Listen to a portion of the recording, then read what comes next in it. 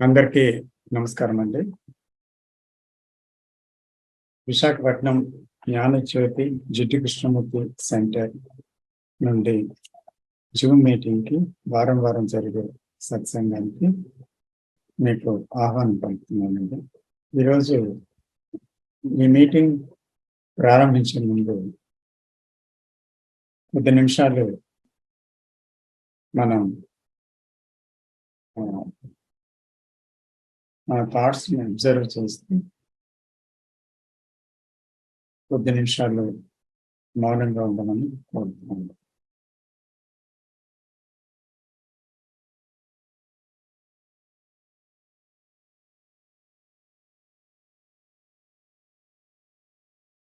నెమ్మదిగా కళ్ళు తెరండి. కిందటి వారం మనం open discussion and enquiry on self అనే విషయం మీద మనం సత్సంగం జరిపాము. అయితే మరింత లోతుగా మనందరం కలిసి ఈ ప్రయాణం చేయాలనే సంకల్పంతో ఈ అతి ముఖ్యమైన కృష్ణజీ బోధనలన్నిటికీ పునాది అయినటువంటి సెల్ఫ్ నోయింగ్ అనేటువంటిది, అంటే స్వీయ జ్ఞానం అనే విషయం గురించి మనం లోతుగా పరిశోధన చేస్తూ ఇంకా వీలైనంత లోతుగా వెళ్ళాలని ఈ వారం కూడా మళ్ళీ ఇదే సబ్జెక్ట్ని ఎన్నుకోవడం జరిగింది. ఎందుకంటే ఇది చాలా లోతైన విషయం. దీన్ని మనకు తెలుస్తుంది ఒక నిజంగానే ఫౌండేషన్ లాంటిది. కాబట్టి దీనిలోనికి మనం ఎంత లోతుగా వెళ్ళగలము అనేటువంటి దాన్ని మనం వారం కొన్ని ప్రశ్నల్ని అనుసంధానిస్తూ లోపలికి మనం ఒక తెలియని వారిగా ప్రవేశిస్తూ దానిలో ఉండేటువంటి విషయాన్ని మనం గ్రహించగలగడానికి వీలైనట్టుగా ఒక సీరియస్ మైండ్తో మనం ఆ ప్రయాణం చేయాలని మనం ఇంతవారం అనుకున్నాము. అలాగే అందుకని ఈ వారం కూడా ఇదే విషయాన్ని మనం ప్రస్తావించబోతున్నాం అన్నమాట. కాబట్టి మనమందరం కలిసి చేసేటువంటి ప్రయాణం చాలా ఉపయోగకరమైనది, విలువైనది. కాబట్టి దీంట్లో ప్రతి ఒక్కరూ పాల్గొని వారి అవగాహన, ఎందుకంటే కృష్ణజీ బోధించినటువంటి విషయాలలో దాన్ని మన జీవితంలో ప్రవేశపెట్టినప్పుడు మనకి ఎంతో అంతో అవగాహన కలిగి ఉండాలి దాని గురించి. అలాగే కొన్ని ప్రశ్నలు కూడా మనలో కలుగుతూ ఉండాలి. ఎందుకంటే అందులో లోతుగా ప్రవేశిస్తున్న వారికే, నిజంగా సీరియస్ పీపుల్కే క్వశ్చన్స్ కూడా వస్తూ ఉంటాయి.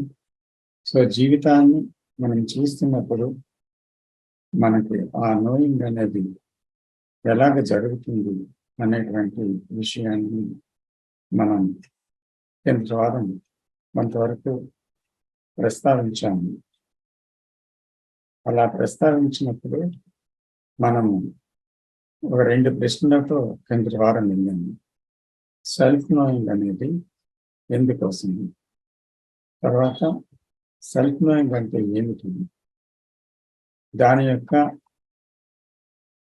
అతి ప్రధానమైనటువంటి ప్రాధాన్యత మన జీవితంలో అది ఎందుకు సంతరించుకోవాలి, ఎందుకు అది అంత ముఖ్యంగా అవసరం అనేటువంటి విషయాన్ని కొంతవరకు ప్రస్తావించాము. అయితే కిందటి వారం ఒక మనం చివరి నిమిషంలోకి వచ్చినప్పుడు రామ్ బుద్ధ గారు 2 ప్రశ్నలు వేసి దానిలోనికి మనం వెళ్ళాలి అని అన్నారన్నమాట. ఎందుకంటే ఇది ముఖ్యంగా మనం ఆ రోజు కిందటి వారం ముగింపు చేస్తున్నప్పుడు మనం చూడటం అనే విషయం గురించి ముగిస్తూ వెళ్ళాము. కాబట్టి ఆయన ఎలా చూడాలి, హౌ టు సీ, తర్వాత మనం చూడగలమా, కెన్ వి సీ అనే 2 ప్రశ్నలతో ముందుకు వెళ్ళటానికి తన ఆ ప్రశ్నని సూచించారు. సో సీయింగ్ అనేది సెల్ఫ్ నాలెడ్జ్ అనే దాంట్లో అతి ముఖ్యమైనది. ఆ సీయింగ్ అనేది ఏంటి? అది ఈ వారం నుంచి మనం సీయింగ్ గురించి ఈ వారం మనం లోతుగా వెళ్ళి చూద్దాము. ఆ డైలాగ్ని మనందరం షేర్ చేసుకుంటూ దాని గురించి ముందుకు వెళ్దామని నేను అనుకుంటున్నాను. వీలైతే అండర్స్టాండింగ్ అనే విషయం గురించి కూడా లోపలికి వెళ్దాం, సమయాన్ని బట్టి అవగాహన అనే విషయం గురించి. కాబట్టి దయచేసి ప్రతి ఒక్కరూ పాల్గొనవలసిందిగా విజ్ఞప్తి చేస్తూ ప్రారంభిస్తున్నాను. నమస్తే.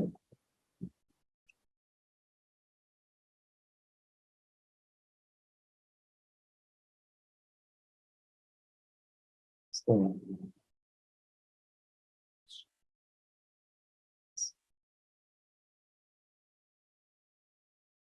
వాట్ ఈస్ సీ అనేటువంటిది మీరు ఈ వారం చూస్తున్నారు.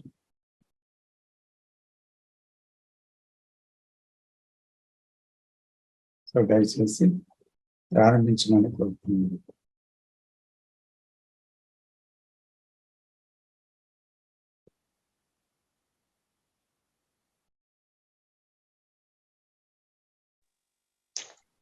సార్ మాట్లాడవచ్చా?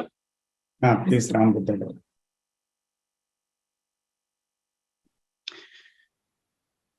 అందరికీ నమస్కారం సార్. మనం లాస్ట్ వీక్ మంచి టాపిక్ తీసుకుని ఒక సెల్ఫ్ నోయింగ్ అనే టాపిక్ లో కొంచెం వెళ్ళాము, బాగా డీప్ గా వెళ్ళాము. ఒక 2 ప్రశ్నలతో అవేళ మనం ఆగి టైం అయిపోవడం వల్ల మనకేంటంటే ప్రాక్టికల్ గా మన లైఫ్ లో చేంజ్ రావాలంటే మనం నెక్స్ట్ యాక్షన్ స్టెప్స్కి వెళ్ళాలి. ఎలా చూడాలి, అసలు మనం చూడగలమా? ఎందుకంటే చాలా టాక్స్ లో కృష్ణాజీ ఏం చెప్పారంటే చూడాలి అని చెప్పారు, కాకపోతే ఏంటంటే ఇది అనుకున్నంత ఈజీ కాదు. అతను ఏం చెప్పారంటే, నేను ఈ టాపిక్ ని నాకు ఎలాగ అర్థమైందంటే, ఒకసారి అతను కొటేషన్ చూసినప్పుడు there is no self to understand but the thought that created the self. నాకేంటంటే అది చాలా సిగ్నిఫికెంట్ స్టేట్మెంట్ అది. ఎందుకంటే నేను అనే దాన్ని అర్థం చేసుకోవడానికి ఏమీ లేదు. ఏ ఆలోచన అయితే నేను క్రియేట్ చేసిందో ఆ ఆలోచనను అర్థం చేసుకుంటే నిన్ను నువ్వు అర్థం చేసుకున్నట్టే.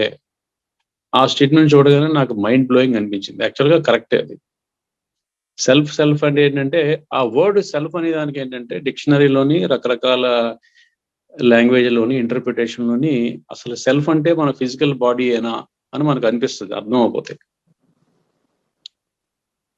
ఇప్పుడు సపోజ్ మీరు నిద్రలో ఉన్నారు 10 రోజులు, నా గురించి నేను ఏం అర్థం చేసుకుంటాను? ఆ 10 రోజుల్లో ఏమీ జరగదు. ముఖ్యంగా కోమాలో ఉన్న వ్యక్తిని తీసుకుందాం. ఆలోచనలు ఉంటాయి, మానసిక ఆలోచనలు ఏమీ ఉండవు.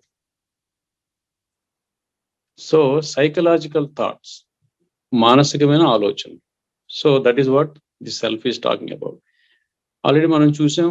దాన్ని ఎలాగ లోతుకెళ్ళాలంటే ఆబ్వియస్గా మనం రిలేషన్షిప్లో ఉన్నప్పుడు ప్రపంచంలో మనకున్న సంబంధాలు మనుషులతోని, వస్తువులతోని, నేచర్తోని, ఐడియాస్తోని, మన జీవితంలో తీసుకున్న ప్రతి నిమిషం ఈ 4 వీటితోని ఏదో విధంగా మనం కనెక్ట్ అయ్యే ఉంటాం. నచ్చినట్టో నచ్చనట్టో ద్వంద్వాలతో ఉంటాం. కృష్ణాజీ చెప్పిన ఈ సెల్ఫ్ నోయింగ్ ఏంటంటే ఒక one of the most profound statement. నువ్వే ప్రపంచం, ప్రపంచమే నువ్వు. ఆ ఒక్కటి గుర్తుపెట్టుకొని మనం ఆపరేషన్ చేసినప్పుడు ఏంటంటే కొంచెం డిఫరెంట్గా ఉంటుంది లైఫ్. ముఖ్యంగా అయితే నేను అబ్జర్వ్ చేసుకున్నాను. మనం ఏంటంటే నేను వేరు, ప్రపంచం వేరు, నేను అన్ని మంచి పనులు చేస్తున్నాను, ప్రపంచంలోనే ఘోరాలు జరుగుతున్నాయి అని అనుకుంటా ఉంటాం ఎవ్రీడే లైఫ్లో. కాకపోతే అది నిజం కాదు. ప్రపంచం అంటే ఏంటి? ఇప్పుడు పువ్వు అందంగా ఉండాలనుకోండి, ప్రతి రెక్క అందంగా ఉన్నప్పుడే పువ్వు అందంగా ఉంటుంది. 2-3 రెక్కలు వాడిపోయాయి అనుకోండి, అది అందమైన పువ్వు అని కానీ లేకపోతే స్వచ్ఛమైన పువ్వు అని చెప్పలేం. సేమ్ ఇలాగే సొసైటీ టాపిక్లో మనం చూసాం. Individual is the society, society is our country, countries are the world. So మనకి డౌట్ వస్తూ ఉంటుంది, నా ఒక్కడిలో మార్పు వస్తే ప్రపంచంలో మార్పు వస్తుందా అని. గ్యారంటీగా వస్తుంది. ఇండివిజువల్ చేంజెస్ ఇప్పుడు ఆల్రెడీ మనం లాస్ట్ టైం టాపిక్లో చాలాసార్లు వచ్చింది, non violence and vegetarian and killing animals. ఎవరికి వాళ్ళు యానిమల్స్ని కిల్ చేయడం ఆపేశారు అనుకోండి, ప్రపంచం అంతా ఆబ్వియస్గా మారుతుంది. నేను ప్రపంచం ఒకటి కాదు, 2 డిఫరెంట్ సెపరేట్ అనుకున్నప్పుడే ఈ ప్రాబ్లమ్స్ వస్తున్నాయి. సో మళ్ళీ back to sir, there is no self to understand, it is the thought which creates the self అని స్టేట్మెంట్ మనం స్టార్ట్ చేస్తే అక్కడి నుంచి మనం కంటిన్యూ చేయొచ్చు. ఎందుకంటే అక్కడి నుంచే అర్థం చేసుకోవడానికి ఒక మొదటి మెట్టు పడుతుందని నా అభిప్రాయం sir. Thank you. Welcome sir. Next ఎవరైనా మాట్లాడండి. మాట్లాడతాండి. Sir good evening sir. Gupta garu నమస్తే, చెప్పండి. నమస్కారం అండి. నమస్తే. అసలు నేను అనేది ఆలోచన తయారు చేసిన నేను ఒకటి ఉంది. నేను అనేది మామూలుగా ఏదో పేరు పెట్టి మనం మనిషిగా మనం పేరు పెట్టుకుంటాం. ఆ నేను వేరు. ఆలోచన గురించి ఆయన మాట్లాడుతున్నాడు, సైకలాజికల్ థాట్స్ గురించి, మనసు గురించి. నేను తయారు చేసిన నేనులోంచే వస్తున్నాయి. అంటే నేను తయారు చేసినప్పుడు నిజంగా నాకు అది ఇష్టం అన్నమాట. ఇష్టం ఉన్నంతకాలం నన్ను నేను అర్థం చేసుకోవడానికి ప్రయత్నమే ఉండదు. ఇష్టంలో ఉన్నంతకాలం అది నన్ను ఇబ్బంది పెడుతోంది అనేది గుర్తించినప్పుడు, అంటే ఏంటి, అశాంతి, ఆందోళన, ఆవేదన, ప్రేమ లేకపోవడం, శాంతి లేకపోవడం అనేది గుర్తించినప్పుడు, అందులో ఉండాలి అన్నప్పుడు ఏది అడ్డొస్తుందంటే నా ఆలోచనే అడ్డొస్తుంది. అది అర్థం చేసుకోవాలంటే వ్యతిరేకించకుండా, అనుకూలంగా లేకుండా, అన్బయాస్డ్ అంటాం, ఎటువంటి అభిప్రాయాలు లేకుండా, ఉద్దేశాలు లేకుండా, విభజన లేకుండా, నమ్మకాలు లేకుండా మనసు ఉన్నప్పుడు, అంటే స్వేచ్ఛ మనసు అంటాం, ఐడియల్ మనసు అంటాం, అచలమైన మనసు అంటాం, నిర్మలమైన మనసు అంటాం, శాంతించిన మనసు అంటాం. పేర్లు ఎన్నో ఉన్నాయి. పేరు పెడితే మళ్ళీ నా డెఫినేషన్ వేరు, మీ డెఫినేషన్ వేరు. అందులో పేరు పెట్టకుండా నాకు ఇష్టం ఉన్నప్పుడు, ఇష్టం ఎప్పుడు వస్తుంది, దానివల్ల పడిన ఇబ్బంది నాకు వద్దనుకున్నప్పుడు, కానీ ఆ ఇబ్బందిలో ఉంటాం అనుకున్నంత కాలం పొరపాటున ఆలోచనని మనం అర్థం చేసుకోము, అందులో క్రీడిస్తాము, ఆ దుఃఖంలోనే ఉంటూ హాయిగా ఉందనుకుంటాం. పుల్లబెట్టి పళ్ళలో గుచ్చుకుని బాగుందనుకున్నట్టుగానే ఉంటుంది. అందువల్ల ఇష్టం ఉందా లేదా అంటే ప్రేమగా ఉంటాం, స్వేచ్ఛగా ఉంటాం, అది అనుభవించే అని తెలవదు. కానీ అనుభవించడానికి మనమే ఆటంకం అనేది గుర్తించినప్పుడు, మన ఆటంకాలన్నీ తొలగించుకున్నప్పుడు మనం ఎంత హాయిగా ఉంటామో మనకే అర్థమవుతుంది సార్. నమస్తే సార్. నమస్తే గుప్తా గారు.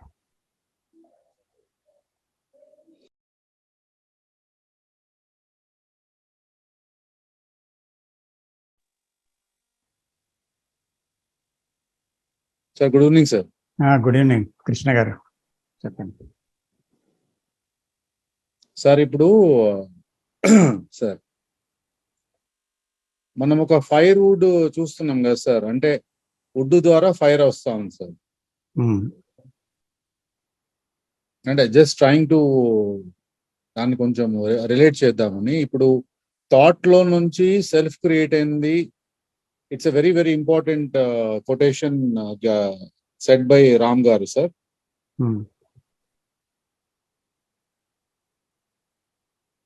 ఇప్పుడు ఒక ఫైర్ వుడ్ తీసుకుంటే ఆ వుడ్ ఉన్నప్పుడే ఆ ఫైర్ వస్తా ఉంది. చాలా మంది జీవితాల్లో ఆ ఫైర్ ను చూసుకుంటూ ఫైర్ ఏ కలర్ లో ఉంది, ఫైర్ ఏ డైరెక్షన్ లో పోతుంది, అదే జీవితం అంతా గడిచిపోతుంది.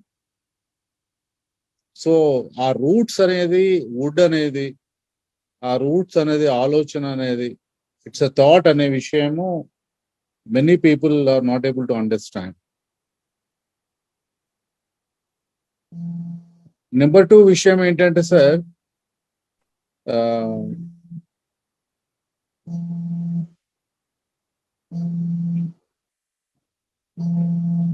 ఇప్పుడు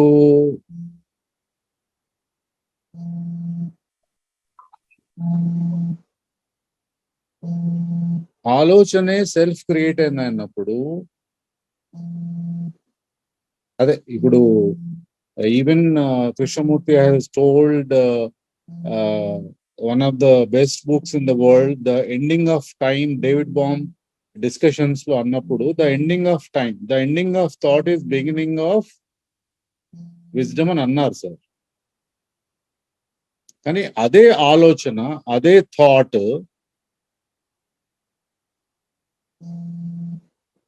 it has power, it has limitations. ఈ పవర్ ని, లిమిటేషన్ కూడా అర్థం చేసుకుంటున్నా. పవర్, లిమిటేషన్ అదే ఆలోచనలో ఉంది సార్.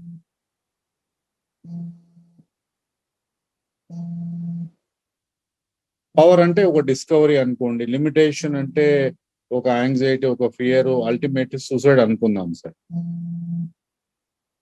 అంటే ఆలోచనని సూటిగా చూడలేకపోతున్నాం సార్. అది చాలా ప్రయత్నాలు జరిగినా కూడా ఆ థాట్ ని ఉన్నది ఉన్నట్టుగా చూడడము. ఫర్ ఎగ్జాంపుల్ ఏదో బుక్ షెల్ఫ్ లేకపోతే యూట్యూబ్ తీసాం సార్, మన జ్ఞానజ్యోతి గుర్తొస్తుంది. అలా ట్రిగ్గర్స్ అవుతా ఉంటాయి, అసోసియేషన్స్ లో థాట్స్ వస్తూ ఉంటాయి. కానీ థాట్ ని ఉన్నది ఉన్నట్టుగా చూడడం ఎలా అన్న విషయం మీద కొంచెము ఎక్స్ప్లెయిన్ చేస్తే బాగుంటుంది సార్.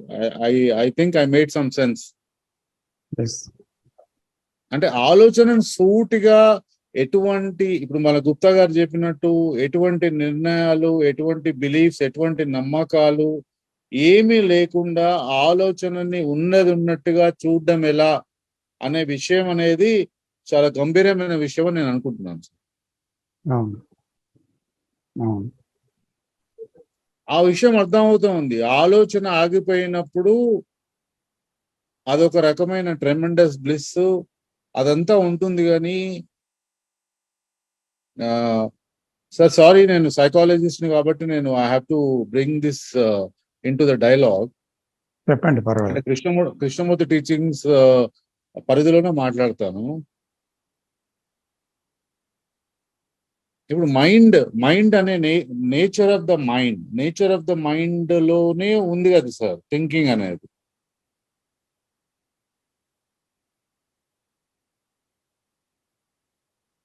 ఆ నేచర్ ని మనం అర్థం చేసుకున్నప్పుడు, ఒక లాస్ వచ్చినప్పుడు డిప్రెషను, ఒక థ్రెట్ వచ్చినప్పుడు యాంగ్జైటీ రావడము, ఇంజస్టిస్ జరిగినప్పుడు కోపం రావడము, అదే సెల్ఫ్ బలపడినప్పుడు ఒక ఆనందం రావడము. అంటే what I mean to say ఏంటంటే సార్, ఈ కల్చరల్ డిస్పోజిషన్స్ కానీ, లేకపోతే తరతరాల నుంచి ఆలోచనతో పాటు ఇలా జరిగినప్పుడు ఇలా జరిగినప్పుడు ఇటువంటి ఆలోచన వస్తుంది. ఫర్ ఎగ్జాంపుల్, లాస్ జరిగినప్పుడు కొన్ని డిప్రెసివ్ థాట్స్ వస్తాయి. లేకపోతే ఒక ఇల్లు కొనుక్కున్నప్పుడు, కారు కొన్నప్పుడు ఆనందమైన ఆలోచనలు వస్తాయి. అంటే అసలు ఇండిపెండెంట్ గా ఎటువంటి బయట, అంటే without any relation to out side events thought అనేది ఇండిపెండెంట్ గా ఫంక్షన్ చేస్తుందా?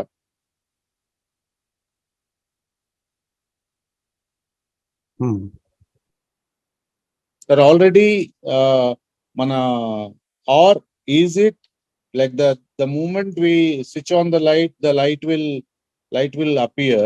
Similarly, కొన్ని విషయాలు జరిగినప్పుడు ఆలోచనలు ఆటోమేటిక్ గా జరిగిపోతాయా? అసలు దానిలో సెల్ఫ్ కంట్రోల్ ఎంత ఉంది?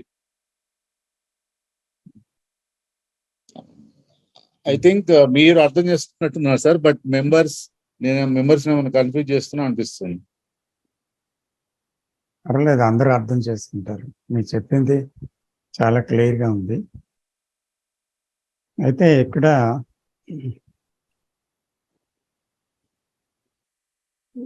ద నేచర్ ఆఫ్ థాట్, ఆలోచన యొక్క స్వభావం, దాని నిర్మాణం, దాని స్వరూపం ముందు మనం చూడాలి. వితౌట్ అంటే జ్ఞాపకాలు లేకుండా ఆలోచన ఉందా? ఒక ప్రశ్న. అనుభవాలు లేకుండా జ్ఞాపకాలు ఉన్నాయా? కాబట్టి అనుభవాలతో జ్ఞాపకాలు ఏర్పడ్డాయి అని మనకు తెలుస్తుంది చూస్తే. If I experience something, it goes to my memory, an insult or a flattery, something or something, ఏదో ఎట్సెట్రా ఎట్సెట్రా. సో ప్రతిదీ ఒక అనుభవం. చూడడంలో ఒక అనుభవం, తాకడంలో ఒక అనుభవం, వినడంలో ఒక అనుభవం. అలాగా ప్రతి సెన్స్ నుంచి వచ్చిన ప్రతి అనుభవం కూడా అది కూడా రికార్డ్ అవుతుంది. సో ఆ రికార్డెడ్ విషయం అంతా కూడా జ్ఞాపకాల్లో స్టోర్ అయింది. స్టోర్ అయిన జ్ఞాపకాల నుంచే థాట్స్ అనేవి వెలువడుతున్నాయి.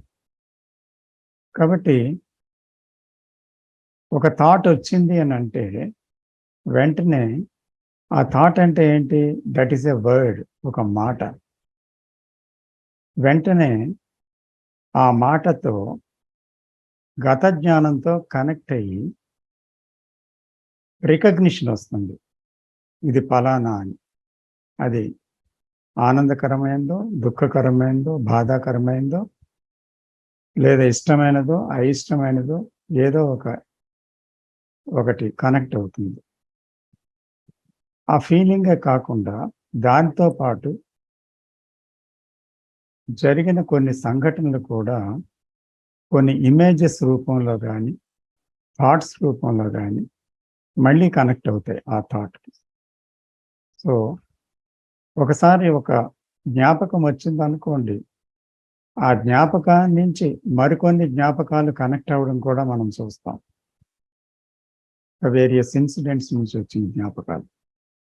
సో కాబట్టి ఇండిపెండెంట్గా మీరు అన్నట్టుగా ఒక థాట్ అనేది ఎక్కడుంది అంటే అది ఒక అనుభవం మీద, ఒక జ్ఞాపకం మీద ఆధారపడి నడుస్తుంది కదా. If we see carefully, I hope you are seeing that. So అందుకని ఈ ఆలోచన అనేది గతానికి సంబంధించిన విషయం గనక ఆ గతంతోనే ప్రస్తుతాన్ని చూడగలదు. ప్రస్తుతాన్ని నేకెడ్గా చూడడానికి ఆలోచన లేనటువంటి ఒక స్థితిలోనే చూడటం అనేది జరుగుతుంది. అంచేత నిజంగా చూడటం అంటే ఏంటి? అక్కడ ఆలోచనతో చూడటం కాదు, ఆలోచన అనేది లేకుండా, దాని ప్రమేయం లేకుండా, అంటే గత జ్ఞాన ప్రమేయం లేకుండా ఏదైతే ఉందో దాన్ని చూడగలగటం. అంచేత ఇక్కడ ఒక ప్రశ్న ఏంటంటే, ఆలోచన తన తాలూకా పరిమితుల్ని అది చూడగలదా? అలాగే మనకున్న గత జ్ఞానం, మనకున్న జ్ఞానం యావత్తు, తెలిసిన విషయాలతో ఉన్న జ్ఞానం యావత్తు కూడా, దాని నాలెడ్జ్ అనొచ్చు, తెలుసుకోవడంలో దాని తాలూకా అసామర్థ్యాన్ని అది గ్రహించగలదా? అంటే తెలుసుకోవడం అనే విషయానికి వెళ్ళేటప్పుడు అది తెలిసిన ఒక జ్ఞానంతో తెలుసుకోవడం అనేది ప్రారంభిస్తే అక్కడ గతానికి సంబంధించిన విషయం, గత జ్ఞానంతో ఉండేటువంటి విషయమే కదా, అది క్రోడీకరిస్తుంది, తిరిగి దాన్ని అనలైజ్ చేయగలుగుతుంది, దాంతోనే అర్థం చేసుకోగలుగుతుంది. కాబట్టి అది మళ్ళీ పాతదే అవుతుంది కదా. కాబట్టి ఈ క్షణంలో జరిగినటువంటి ఒక విషయం సరికొత్తదే అయినప్పటికీ, ఒక ఇన్సల్ట్ కానీ, ఒక ఫ్లాటరీ కానీ, అసూయ కానీ, ఒక ద్వేషం కానీ, ఒక ఘటన కానీ, ఏదైనా దాన్ని వెంటనే ఇది ఫలానాది అని గుర్తించి దాన్ని మనం చూసామనుకోండి, చూసి దానికి ఒక పేరు పెట్టాము, గుర్తించాము, అప్పుడు మన స్పందనలన్నీ, ప్రతిస్పందనలన్నీ ఎక్కడి నుంచి ఉంటాయి? ఆ గతం నుంచే ఉంటాయి. కాబట్టి దాన్ని ఎలాగ అర్థం చేసుకుంటాం? ఆ గతం నుంచే అర్థం చేసుకుంటాం. అంటే అక్కడ ఉన్నది ఉన్నట్టుగా చూడటానికి వీలు కలగలేదు. ఎందుకంటే there is an interference from the past knowledge. So ఈ పాస్ట్ నాలెడ్జ్, ఈ థాట్సే మనము నేనుగా వ్యవహరిస్తుంది, ఈ నేను అనేది. So and the experience is the past, all experiences are past, and the memory is past, and thought is past, so the knowledge is past. So the I is the center of the past. అంటే నేననే కేంద్రం ఏంటది? అది గతముతో సంబంధించిన ఒక కేంద్రంగా అది ఏర్పడింది. ఎలాగ ఏర్పడింది అది? అంటే సెన్సెస్, బ్రెయిన్లో సెన్సెస్ నుంచి వచ్చిన సెన్సేషన్స్ అన్నీ కూడా రికార్డ్ అయ్యాయి బ్రెయిన్లో.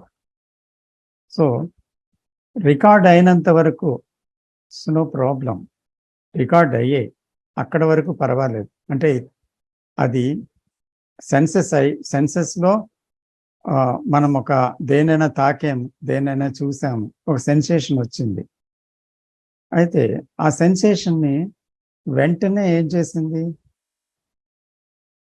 మెదడు తనకున్న గాత అనుభవాలతో క్రోడీకరించి, ఇది చాలా అందంగా ఉంది, ఇది నాకు కావాలి, ఇది నాకు చాలా అసహ్యం వేస్తుంది, దీన్ని దూరంగా పెట్టాలి.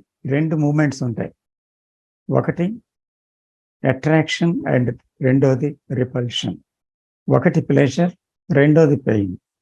సో ఈ రెండిటి మధ్య మనకి ఆ ఎంపుడు జరుగుతుందన్నమాట వెంటనే. అలా జరగగానే ఏమవుతుంది? ఆ ఎంపుడుతోటే సెల్ఫ్ ప్రారంభమైంది. ఎంచుకునేవాడు, ద సెన్సార్,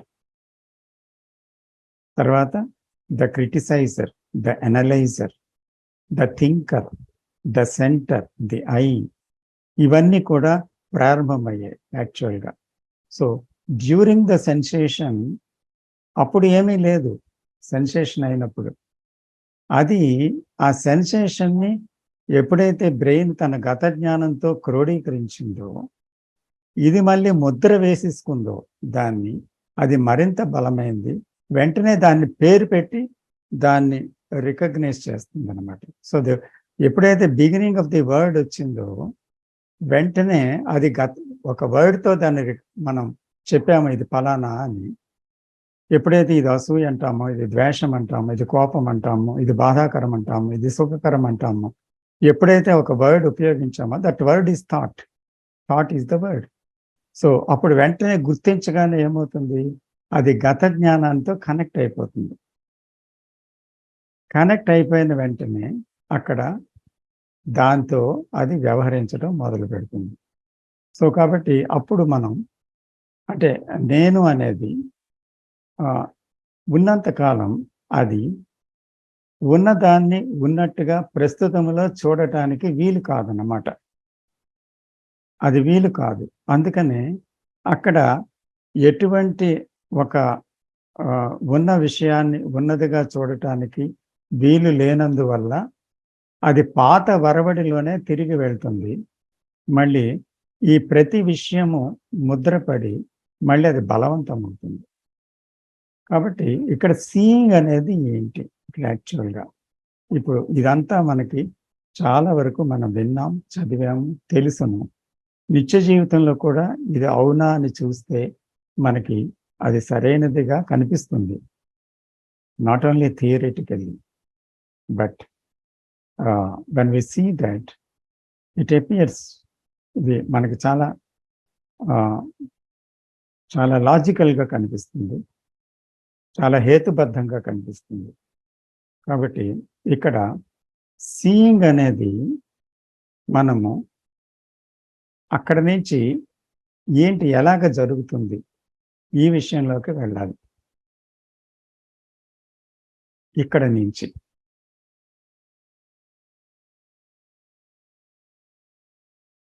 అంటే ఇంతవరకు నేను స్పందించాను, మిగతా వరకు కూడా ఇంకా మాట్లాడచ్చు. ఎందుకంటే అందరూ 5-10 నిమిషాల్లో మాట్లాడితే అందరూ పాల్గొన్నట్టు అవుతుంది.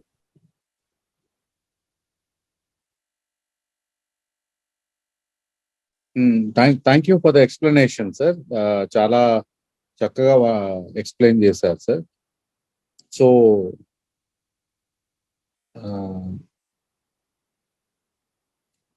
మీరు అనేది థాట్ ఇండిపెండెంట్ గా తనను తాను చూసుకునేటప్పుడు గత జ్ఞాన ప్రమేయం లేకుండా చూస్తే ఏదో అద్భుతం జరగకపోవచ్చు, కానీ maybe we will hold on with that, sir. Thought independent గా తను తాను చూడగలదా? ఇంకోటి, ఆలోచనని అర్థం చేసుకోగలదా? ఈ రెండు చాలా ప్రధానమైన ప్రశ్న.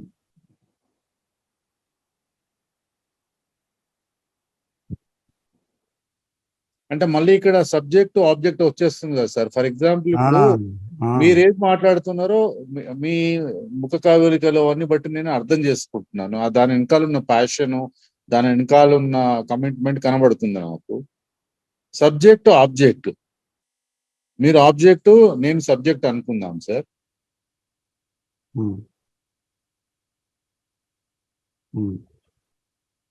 అంటే ఇప్పుడు మనం చూసింది ఏంటంటే థాట్ ఈజ్ లిమిటెడ్, అది చూసాం. There is no unlimitedness in it because all experience is limited. So all memory is limited. So from that thought has born. So ye thought. So how can this thought understand itself? అంటే అది దాని గురించి దాన్ని అది ఎలాగ అర్థం చేసుకుంటుంది?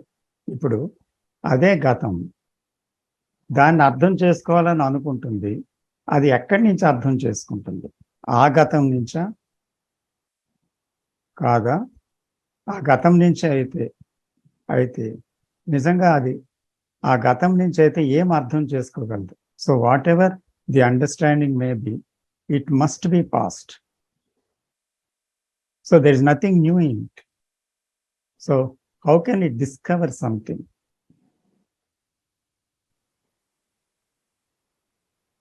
Are we going? Are we understanding, sir? Yes, sir. Yes, sir. Yes.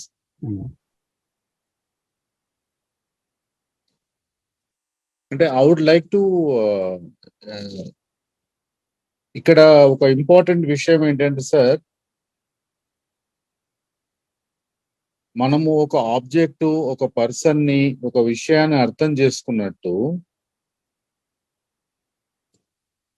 ఇప్పుడు మనం థాట్ ని మనం చూసుకున్నప్పుడు object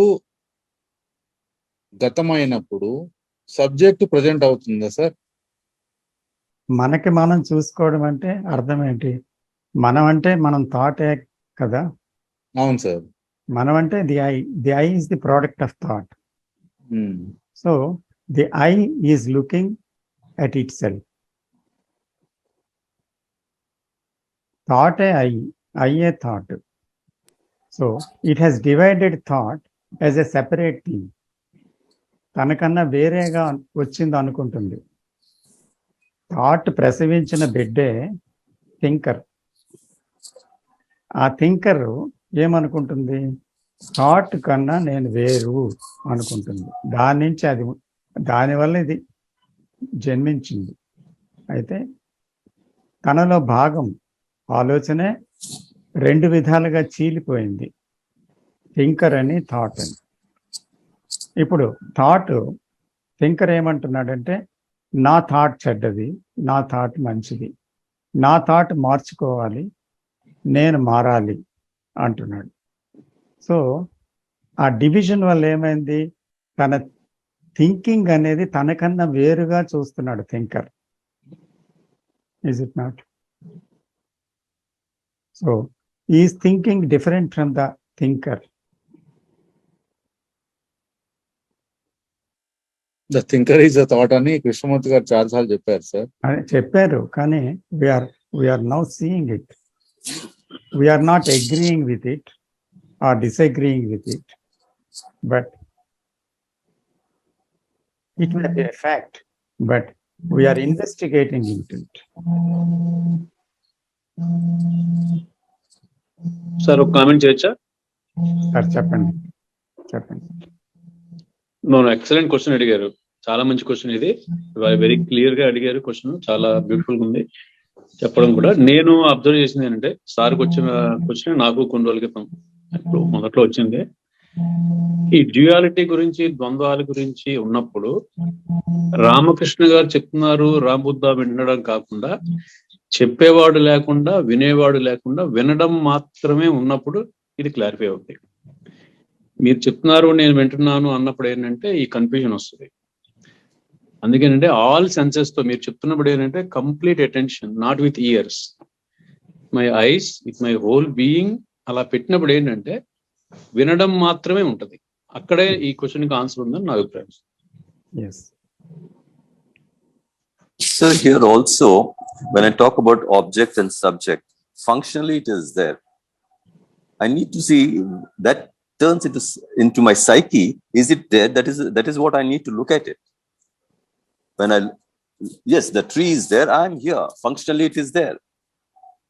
But when we're talking about it psychologically, we need to see there is a fragmentation, there's a division, and the fragmentation, I have an image of it, and I am looking at it from my own image. I myself am an image of myself.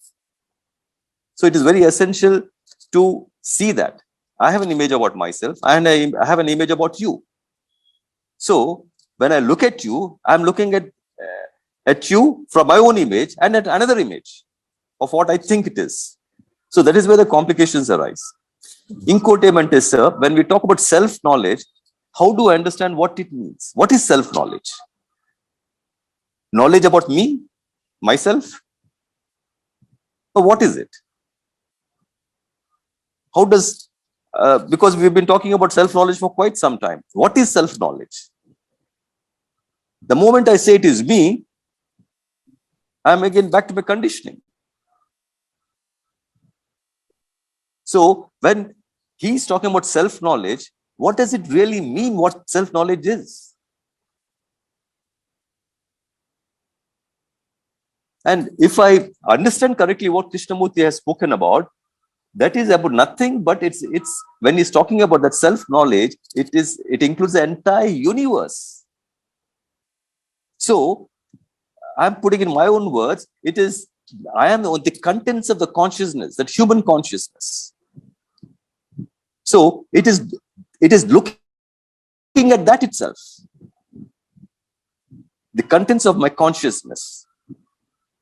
I'm putting within quotes my consciousness, in quotes my consciousness, but that is what, the moment I say self and me, I'm back to my conditioning. That is extremely difficult to understand. So I've many meetings, the discussion has been going on, we talk about self-knowledge and things like that. So in fact, it's quite a challenge. In fact, Krishnamurti also has said, okay, self-knowledge doesn't depend on external authority, and cheptaru. That self-knowledge is, again, he says, the beginning of wisdom. Self-knowledge, he has said, it's the whole universe. It encompasses all conflicts of mankind. All conflicts of mankind, not mine, not me and my family.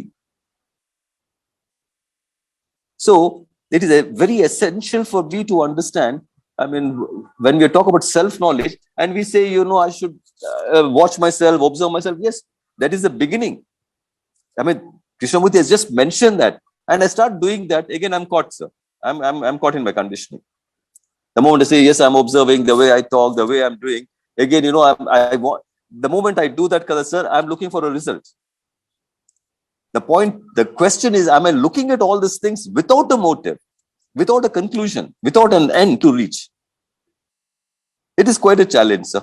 It is quite a challenge. We've been having these meetings. I mean, many meetings I talk about the self-knowledge, but I have not, I didn't put this forward. I said, okay, I need to understand that. That's about all.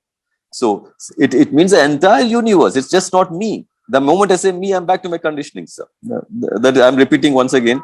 But I think it needs to be repeated. So that is what it is. Thank you, sir. Thank you. Thank you, sir. Yes, it is so. Only when there is freedom, not at the end, but freedom from that knowledge, only you begin to see. అంటే మనం మనల్ని చూడగలం. మనం అంటే మీరు చెప్పినట్లుగా not only the self which is called I, but there is a self-consciousness which is అంటే మానవాళి అంతటిలోని కూడా ఒక ఒకే సెల్ఫ్ ఉంది. So I am the world and the world is me అనే మాటలో అర్థం అది. So you cannot I not an individual. నేను వేరేగా ఒక వ్యక్తిని కాదు. అంచేత మానవ సమూహములో, మానవ చైతన్యములో అంతా కలిసే ఉంది. So when I am understanding myself, I am understanding the whole consciousness, going into the consciousness. When I am understanding the consciousness, it is also the part. So the part is in the whole, but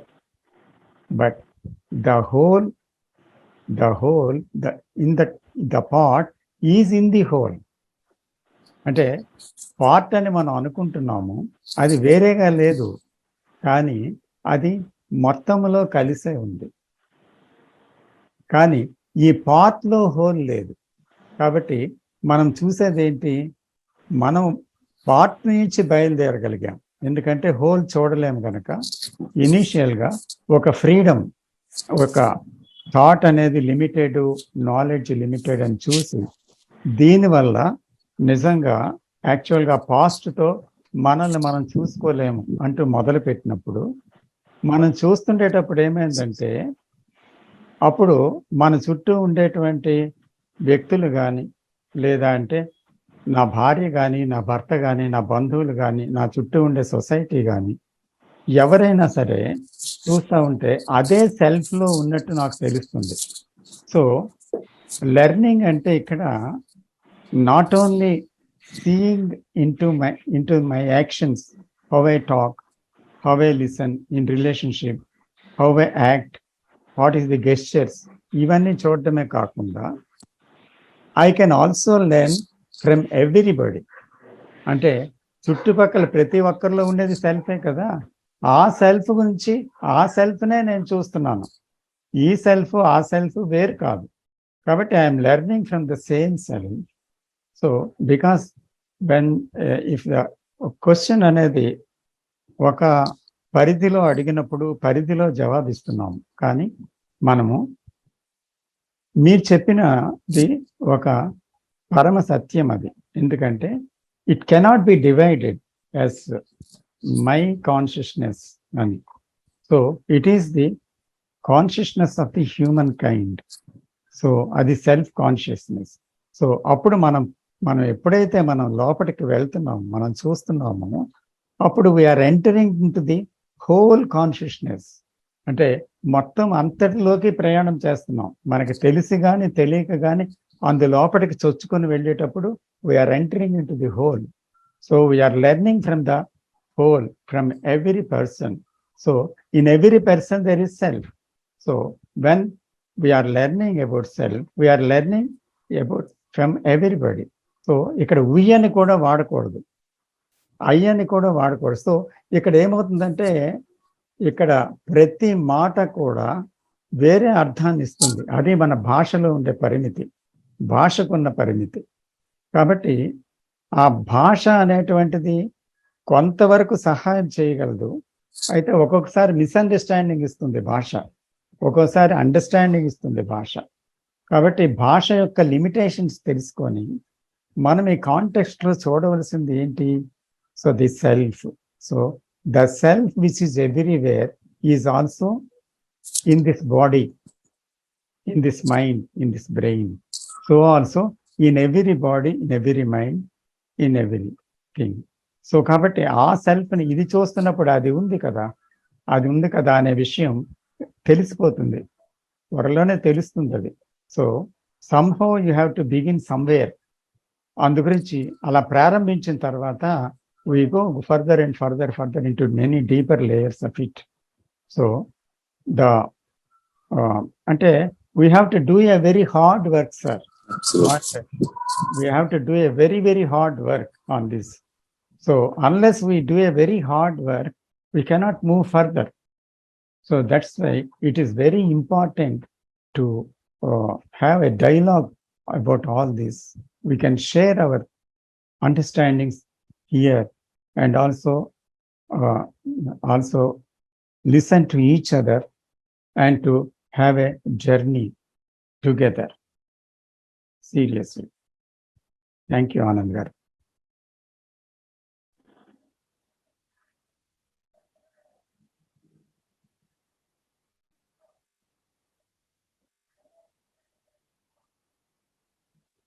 so ఎవరు మాట్లాడతారండి? Sir Babaji మాట్లాడు. బాబాజీ గారు చెప్పండి sir. Sir మొట్టమొదటి కృష్ణ గారు వేసిన మొట్టమొదటి ప్రశ్న గురించి మాట్లాడదాం అనుకుంటానండి. చెప్పండి సార్. అంటే ఒక వస్తువుని చూసినప్పుడు థాట్తో చూస్తున్నాం. థాట్ అవసరమా? వస్తువుని చూడడానికి థాట్ అవసరమా? థాట్ లేకుండా చూడలేమా? మనకి ఇంద్రియాలు ఉన్నాయి, ఇంద్రియాల పెర్సెప్షన్, ఇంద్రియాలు అనేవి కూడా పెర్సీవ్ చేస్తాయి. కానీ థాట్ అవసరం లేదు కదా. ఎప్పుడైతే థాట్ ఉందో థాట్ కండిషన్ అంటే మనం చూడటం కూడా కండిషన్ అయిపోతుంది. అంటే అప్పుడు ఏమవుతుంది? రైట్ రిలేషన్షిప్ ఏర్పడదు. వస్తువుకి మనకి రైట్ రిలేషన్షిప్ ఉండదు. రైట్ రిలేషన్షిప్ లేనప్పుడు అండర్స్టాండింగ్ ఉండదు. ఉన్నది అన్నట్టు కనిపించదు, డీవియేషన్ వచ్చేస్తుంది, కాంట్రడిక్షన్ వస్తుంది. అంచేత రాంగ్, మన ఇంటర్ప్రిటేషన్ రాంగ్ అయిపోతుందండి. అంటే థాట్ యొక్క అవసరం అనేది అది నేను అనుకుంటున్నాను సార్. ఎస్, అది the moment there is a seeing, there is a sensation, ఏమైనా ఉంది జరిగిందంటే ఇమ్మీడియట్లీ థాట్ ఇంటర్ఫియర్స్. ఎంత స్పీడ్గా అంటే మనం చెప్పలేనంత స్పీడ్గా, even 1000 fraction of a second కానీ ఇంకా ఎక్కువగా ఉంటుంది.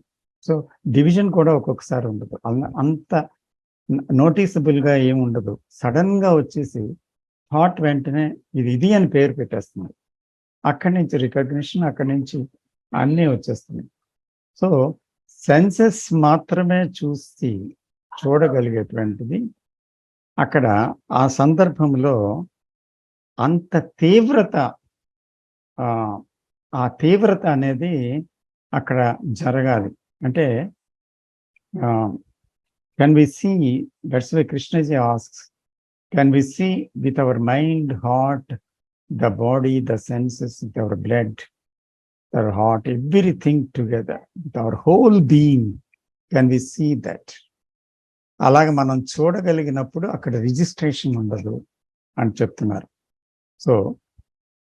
సో అది నిజ జీవితంలో మనం నిజంగా చేయగలిగితే, నిజంగా జరిగితే అక్కడ థాట్ లేకుండా చూడటం అనేది సాధ్యమవుతుంది. నిజంగా చూడగలిగితే అలాగా. So the interference of the thought is చాలా క్విక్గా జరుగుతుంది. అయితే అక్కడ టోటల్ అటెన్షన్ ఉండేటప్పుడు there is no imprinting of that experience or naming or whatever it is, ఏమీ జరగదు అక్కడ.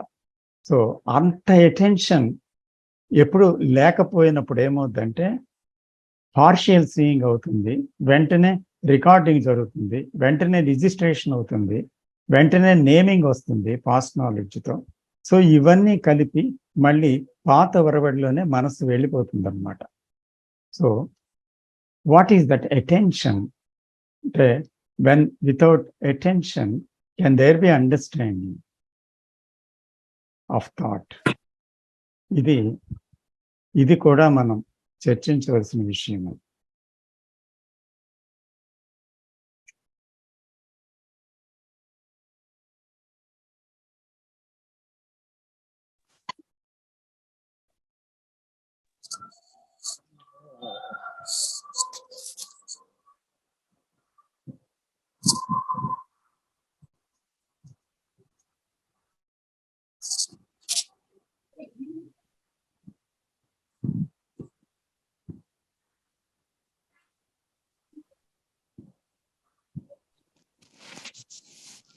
Sir, I think everybody is experiencing a thoughtless state, sir.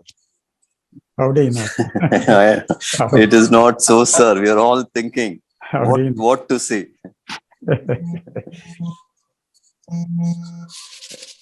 We cannot remain silent, sir. And Krishnamurti is talking about silence, something else. Not that, we maintain that silence.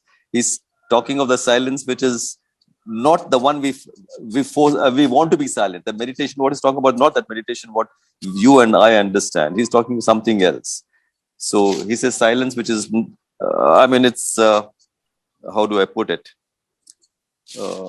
Which is not, yeah, go ahead, sir, go ahead. Here I want to tell, and I want to continue something, sir, if you permit me. Go ahead, sir, please, sir. So here, when there is a question, when there is an inquiry, which cannot be answered by the mind, the knowledge, the thought. Question వేశారు, కానీ ఆ క్వశ్చన్కి ఎంత వెతికినా జవాబు లేదు అక్కడ. ఎందుకంటే మైండ్ తనకి తెలిసిన నాలెడ్జ్తో దానికి జవాబు ఇవ్వలేకపోతుంది. అటువంటి క్వశ్చన్ అది. So the question of what is love, it can explain what is love, but actually the explanation is not love. But then what is love? So అలాగే ఏదైనా ఒక క్వశ్చన్, ఒక ఎంక్వైరీ చేశామనుకోండి, ఆ question it is an impossible thing to answer from the mind. So అప్పుడు ఏం చేస్తుంది mind?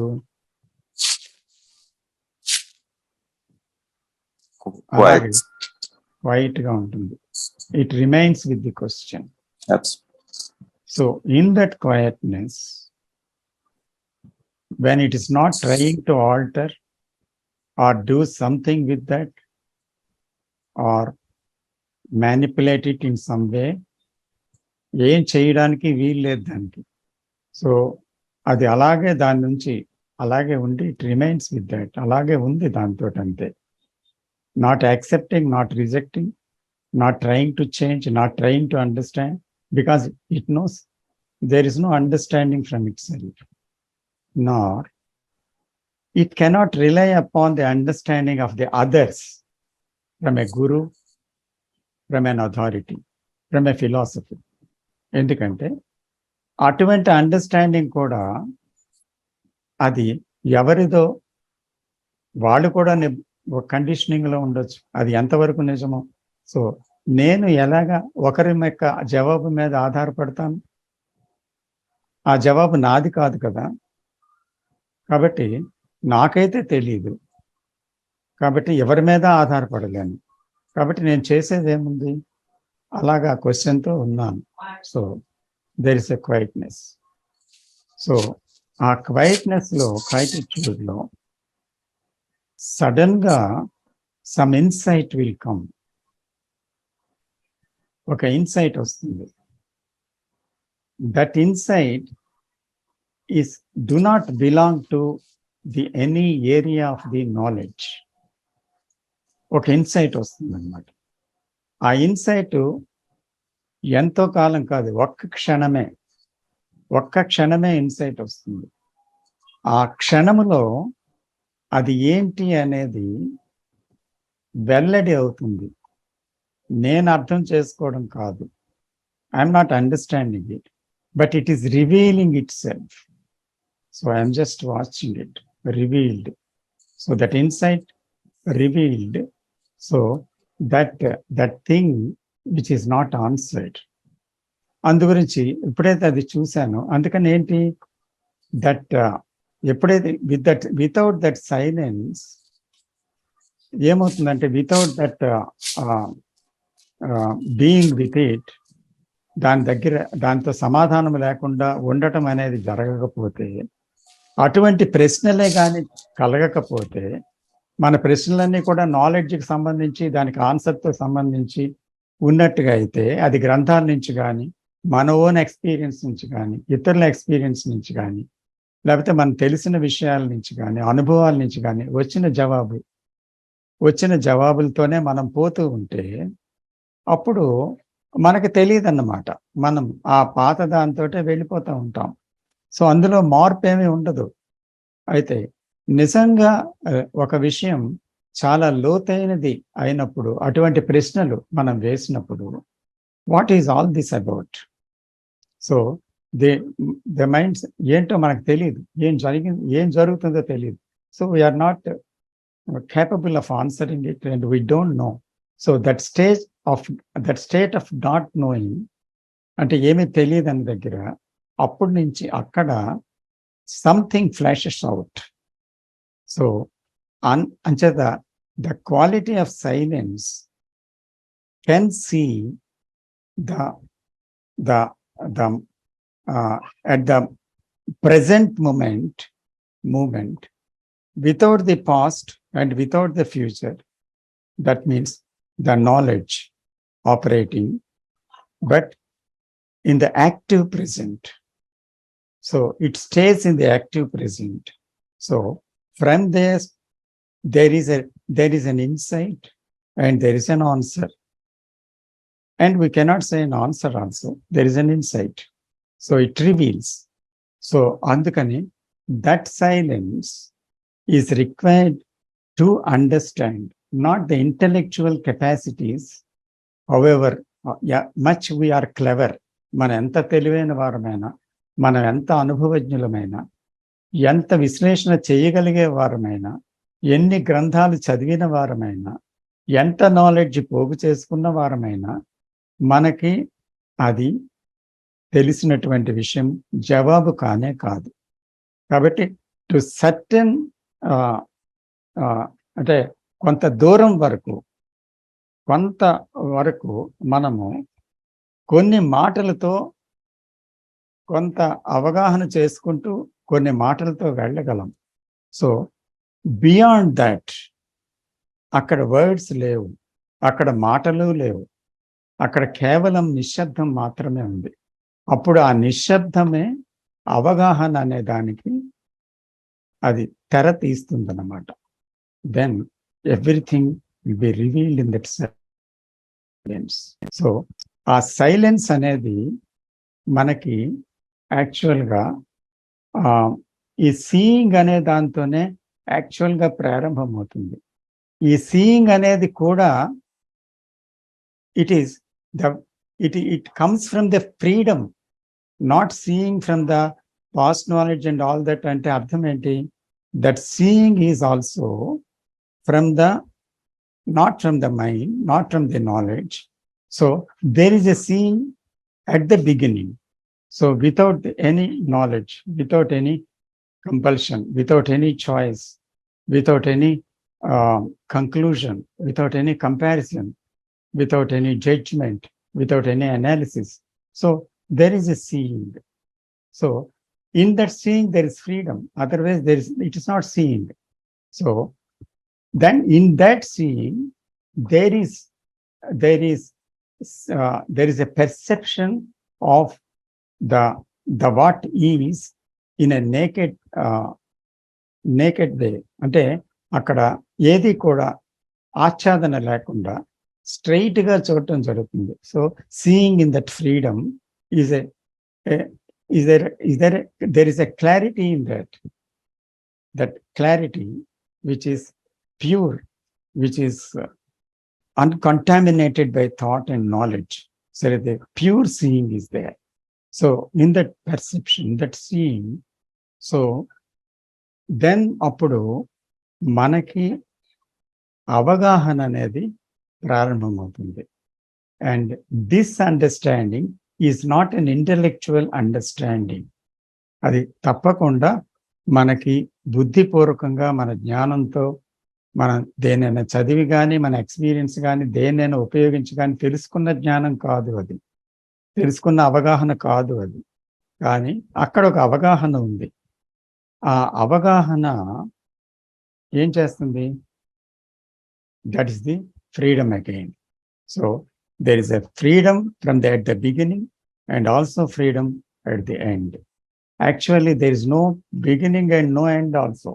When you see, you are free. And actually, seeing lone freedom undi. Not seeing, understanding, and going through it and then coming to freedom. Not like that. Seeing is freeing. అంటే అక్కడ ఆ seeing అనేది జరగాలి. ఆ seeing లో understanding part అన్నమాట. It's a part of it.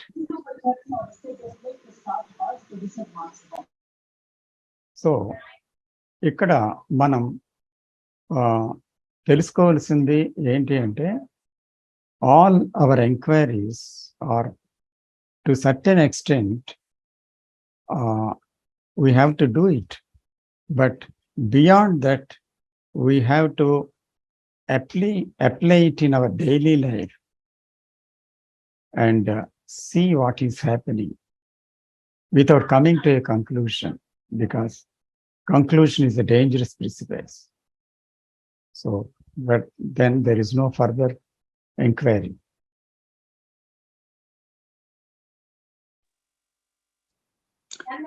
Sir, comment add cheyocha? Please, sir. మీరు చెప్పిన దాంట్లో సమరీ ఏంటంటే, ఎక్స్ట్రాడినరీ పాయింట్ జేకే ఏంటంటే లుకింగ్ అని ఒక వర్డ్ వాడారు. ఈ ప్రాసెస్ లో క్వైట్ మైండ్, స్టిల్ మైండ్ లో ఏదైతే మీరు చూస్తున్నారో, చూస్తున్న ప్రతి నిమిషం, ప్రతి సెకండ్ లో కూడా ఆలోచన అనేది వచ్చి మనకు డిస్టర్బ్ చేస్తూ ఉంటుంది. ఆ సెన్సిటివ్ లుకింగ్ ని ఆలోచన చాలా ట్రిక్కీగా ఉంటుంది, అది డిస్టర్బ్ చేస్తూ ఉంటుంది. That is the main distraction for looking. దాన్ని పక్కన పెట్టి నిజంగా మనం చూడగలిగితే మొత్తాన్ని చూసే అవకాశం ఉంది సార్. అలాంటి కొన్ని ఎక్స్పీరియన్స్ లో, ఎందుకంటే తర్వాత తెలుస్తుంది అది. ఇంత క్లారిటీ ఉన్నప్పుడు మధ్యలో మీకు వచ్చి థాట్ వచ్చి కొడతా ఉంటది, ఇది కాదు అది కాదు అని చెప్పి మళ్ళీ past knowledge. Extraordinary looking is the action. That is the only way. Quiet mind and still mind, just looking. ఎందుకంటే చూడడానికి మనకు ఆలోచన అవసరం లేదు, ఉన్నది ఉన్నట్టు చూడడానికి ఆలోచన అవసరం లేదు. మేబీ ముందు కానీ తర్వాత కానీ కావచ్చు. Thank you for the clarification. Thanks sir. Thank you. Yes, seeing the distraction. Gupta గారు ప్లీజ్. ఇక్కడ ముఖ్యమైన విషయం ఉంటుందండి. చాలా విషయాలు ఆలోచనల ద్వారానే మనం నిర్ణయానికి వస్తాం. ఉద్దేశాలు, అభిప్రాయాలతో నిర్ణయానికి వస్తాం. నమ్మకాలతో, విభజన అంటే ద్వంద్వాలు, రాగము, ద్వేషం. ధృతరాష్ట్రుడు ప్రేమ అంటాం, సర్వనాశనం చేసేసుకున్నాడు ధృతరాష్ట్రుడు. ఆ ప్రేమ వల్ల, రాగం వల్ల, ద్వేషం వల్ల కొన్ని దేశాలు నాశనం అయిపోతున్నాయి. ఇది గుర్తిస్తే అంటే ఏంటి? పట్టుకుని ఆలాడటం అనేది ఇక్కడ ఆసక్తి అంటాం. పట్టుకోకుండా ఉంటే చూస్తూ ఉంటాం, వెళ్ళిపోతూ ఉంటాయి, జ్ఞాపకంలోకి ఉండవు. జ్ఞాపకంలోకి ఎప్పుడు వస్తాయి? పట్టుకుని అలాంటప్పుడు. గుర్తు పెట్టుకోవడం అనేది పట్టుకున్న ఆసక్తి అంటాం జనరల్ గా. ఆసక్తి ఉన్నప్పుడు అంటే పట్టుకుని ఉన్నంతసేపు మనం చాలా రాంగ్ ట్రాక్ లో వెళ్తూ ఉంటాం. రెండోది సమదృష్టి. అందరి యందు మానవతా భావంతో ఉంటే, అంటే విభజన లేకుండా కులం అని, మతం అని, దేశం అని, మతం అని ఇలాంటి విభజన లేకుండా ఉంటే అప్పుడు ఆటోమేటిక్ గా ప్రేమ ఉంటుంది. ఉన్నది ఉన్నట్టుగా చూడగలం. ఈ రెండు అంటే ఆసక్తి, సమదృష్టి, అనాసక్తి, సమదృష్టి ఉన్నప్పుడు ఎంతంటే ఉన్నది ఉన్నట్టు చూడటానికి, ఏమున్నదో అది చూడటానికి పెద్ద అభ్యంతరం ఏం లేదు. అదే ఫ్రీడమ్ అంటాం, దాన్నే ఫ్రీ మైండ్ అంటాం, దాన్నే అచలమైన మనస్సు అంటాం, చెలించని మనస్సు అంటాం, దాన్నే ప్రేమ అంటాం, శాంతి అంటాం. కానీ అవి ఎప్పుడన్నా అనుభవించాలని కోరిక ఉండి నన్ను నేను నాశనం చేసుకుంటున్నా అనే ఆలోచన వచ్చినప్పుడు, దుఃఖంలో ఉండటం ఇష్టం ఉన్నప్పుడు ధృతరాష్ట్రుని ఎవడేం చేయగలిగాడండి? వాడి రాగంలో చచ్చిపోతారని తెలిసినా సరే వాడు ఆ రాగం వల్ల దెబ్బతిన్నాడు. అలా అంటే మనం కూడా ఒక విషయాన్ని పట్టుకుని దానివల్ల ఇబ్బంది పడుతూ, ఏడుస్తూ, అశాంతిగా, అసంతృప్తితో, దుఃఖంతో, భయంతో బతుకుతూ అలా ఉండాలని కోరుకుంటూ ఉన్నప్పుడు ఫ్రీ మైండ్ అనేది ఇంపాసిబుల్.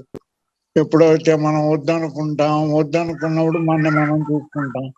మనం చూసుకోవడం అంటే నేనే తయారు చేస్తున్నాను ఇవన్నీ అని అర్థం చేసుకుంటాం.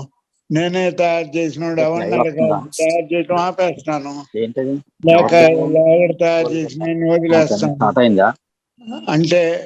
అంటే ఒక ముఖ్యమైన విషయం ఏంటంటే మనం తెలిసినవన్నీ వదిలేయాలి, ఖాళీ చేయాలి. ఖాళీ చేయటమే శూన్యం. ఖాళీ చేస్తే తెలవని తెలుస్తుంది. తెలిసిన దాంతో చూడటం, అభిప్రాయాలతో చూడటం, నమ్మకాలతో చూడటం. అంటే తెలిసినంతా వదిలేస్తే తెలియబడేది యథార్థం అని నా ఉద్దేశం. నమస్తే సార్. నమస్తే. ఇక్కడ ఒక విషయం, మనం ఒక సమదృష్టితో చూడాలి, విభజన లేకుండా చూడాలి. ఇలాగ మనం కొన్ని మాటలు చెప్పామనుకోండి, అంటే అక్కడ విభజనని వస్తున్నప్పుడు చూడాలా, విభజన లేకుండా చూడాలి అన్నప్పుడు? విభజన వస్తుంది, నేను చూడలేకపోతున్నాను. కాబట్టి చూడాల్సిందేంటి? నేను విభజన లేకుండా చూడాలి అంటే చూడగలను. సమత్వం లేదు, సమత్వంతో చూడాలి అనుకుంటే నేను చూడగలను. కాబట్టి అక్కడ ఏమవుతుంది? సరిగ్గా దాని వ్యతిరేక పదంలో నేనున్నాను. అంటే విభజన ఉంది, సమత్వం లేదు అంటే ఏంటి? అక్కడ ఒక ఆదర్శ రూపంలో కాకుండా ఉన్నది ఏంటి యాక్చువల్గా? అంచేత ఒక కంక్లూజన్ జీవితంలో, ఒక సర్టెనిటీ, అంటే ఇది కరెక్టు, ఇది కరెక్ట్ కాదు అని ఒక నిర్ణయం తీసుకున్నాం అనుకోండి, అది ఒక సర్టెనిటీ అన్నమాట. ఆ సర్టెనిటీ నుంచి బయలుదేరితే అప్పుడు ఏది సత్యమో తెలియబడుతుందా, లేక ఆ సర్టెనిటీ అనేది అవరోధం అవుతుందా? ఇదొక ప్రశ్న. లేదా ఇంకొకటి ఏంటంటే, మనం ఒక అన్సర్టెనిటీ నుంచి బయలుదేరామనుకోండి, అంటే ఇది కరెక్టే కాదు, ఇది ఇన్కరెక్ట్ కాదు, ఇన్కరెక్ట్ అని కాదు, ఇది నిశ్చయంగా ఇదే అని కాదు, నిశ్చయంగా అదే అని కాదు, ఇది మంచిది, ఇది చెడ్డది అనేటువంటి రెండు విషయాలు కాదు. కాబట్టి అక్కడ నిశ్చయంగా నేను ఇది అని దాన్ని దేన్నైనా ఇది తప్పనో, ఇది రైట్ అయినో, లేకపోతే ఇదే పరమార్థమనో, ఇదే సత్యమనో అలాగ నేను బయలుదేరకుండా, నాకు తెలియదని బయలుదేరాను. ఎందుకంటే నేను ఆ విషయంలో నేనేది అనుకుంటున్నా అది మళ్ళీ మైండే కదా. సో దానివల్ల ఒక నిశ్చయత్వంతో బయలుదేరినప్పుడు చివరికి నేను చూసేది నా మైండ్నే కదా, అవును అని.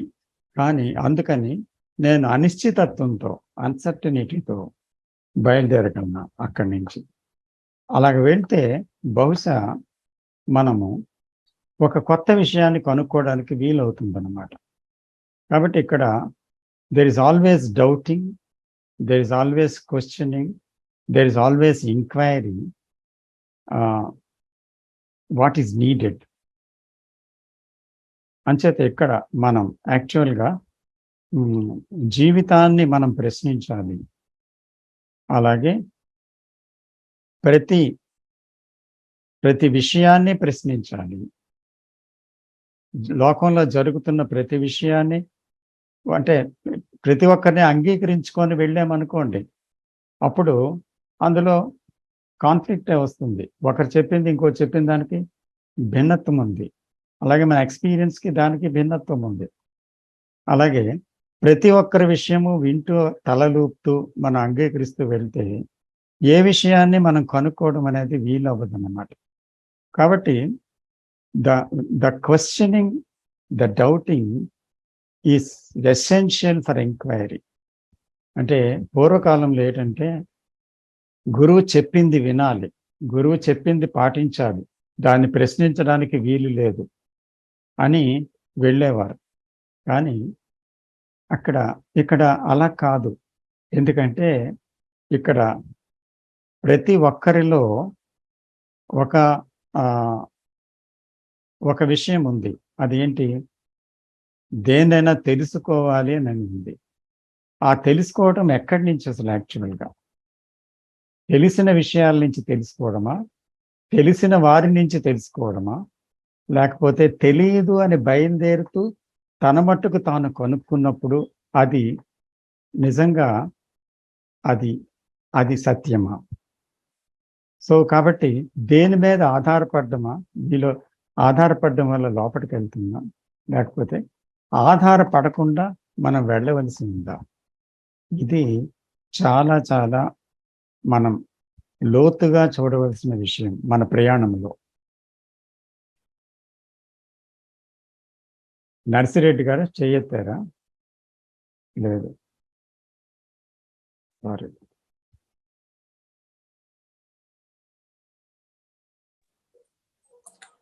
సార్ నమస్తే సార్. నమస్తే నటరాజ్ గారు. సార్ సెల్ఫ్ నోయింగ్ లో స్టేజెస్ ఏమన్నా ఉన్నాయా? అంటే ఫస్ట్ స్టేజ్, సెకండ్, థర్డ్ అట్లా.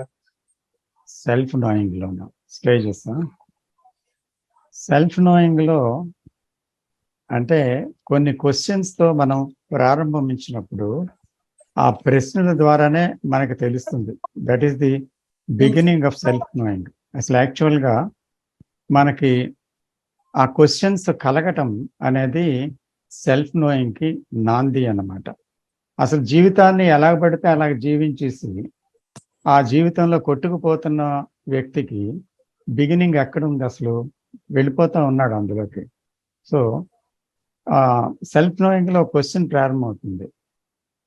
ఏంటి ఇదంతా? ఏంటి జీవితం?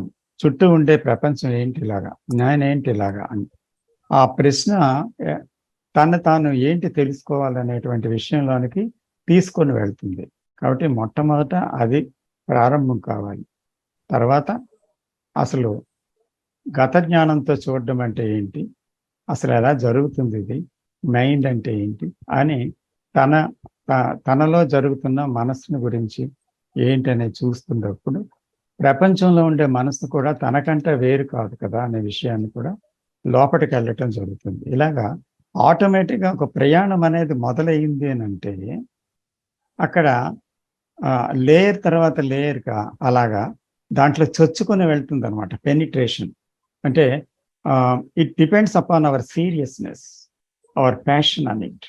ఇఫ్ యూ లవ్ ఇట్, మీకు నిజంగా దాని యందు చాలా ఇష్టం, చాలా ప్రేమ, చాలా ఒక ప్యాషన్ ఉన్నట్టయితే అప్పుడు ఏమవుతుందంటే మీకు తెలియకుండానే దాంట్లోకి చొచ్చుకొని వెళ్తారు. ఆ చొచ్చుకొని వెళ్ళటంలో స్టేజెస్ ఏంటి అని కూడా మనకు ఉండదు. ఆటోమేటిక్గా ఒకదాని తర్వాత ఒకటి వెళ్ళిపోతుంది. అంచేత అక్కడ ఎంత లోతులోకి వెళ్ళాను అని కొలుచుకుంటే ఎంత పైన ఉన్నాను, ఎక్కడికి వెళ్ళాను అని కూడా చూడడం అక్కడ. ఎందుకంటే ఆ చూడటంలో ఒకరు పూర్తిగా దాంట్లో దాంట్లోనే ఉన్నారన్నమాట, చూడటం అనే దాంట్లో. నేను చూస్తున్నాను అనేటువంటిది లేదు. సో ఐఎమ్ సీయింగ్ అనేది వేరు, తర్వాత యాక్చువల్గా సీయింగ్ అనేది వేరు. సో సీయింగ్ అనేది అసలు యాక్చువల్గా లెర్నింగ్ అన్నమాట. ఇక్కడ క్వశ్చన్ అడిగారు ఫణీంద్రజీ అని, మన గ్రూప్లో ఒక క్వశ్చన్ అడిగారు. ఇది దయచేసి మీరు ఆన్సర్ చేయండి ఎవరైనా. Can anyone explain how to be so alert all time? Can anyone explain how to be so alert all time? I am losing my awareness, forgetting about mindful.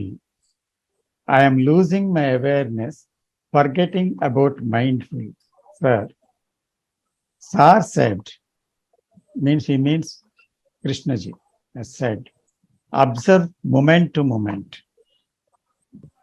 Is that possible in real world? Sir said, observe moment to moment. Is that possible in real world? Like we have hectic works, lot of distractions. Iti a Krishna. So I would like to come in here, sir. When I put that question,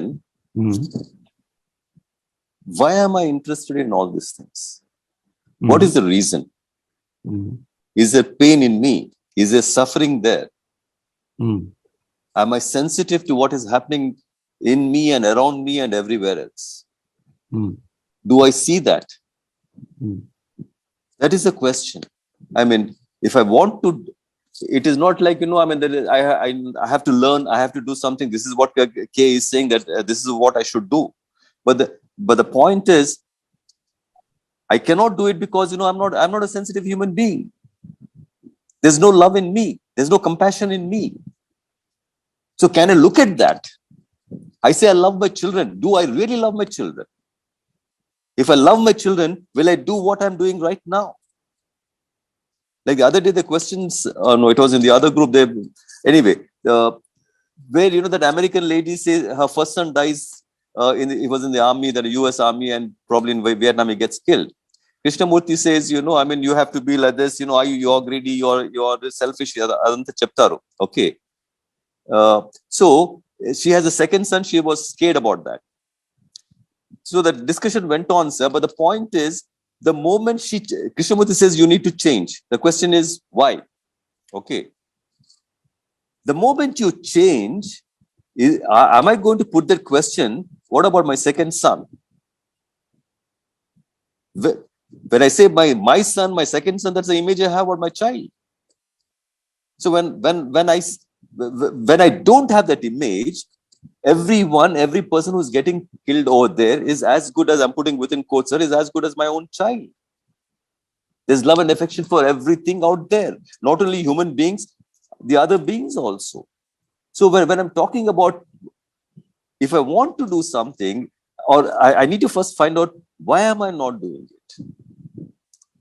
What is preventing me from looking at things as they are?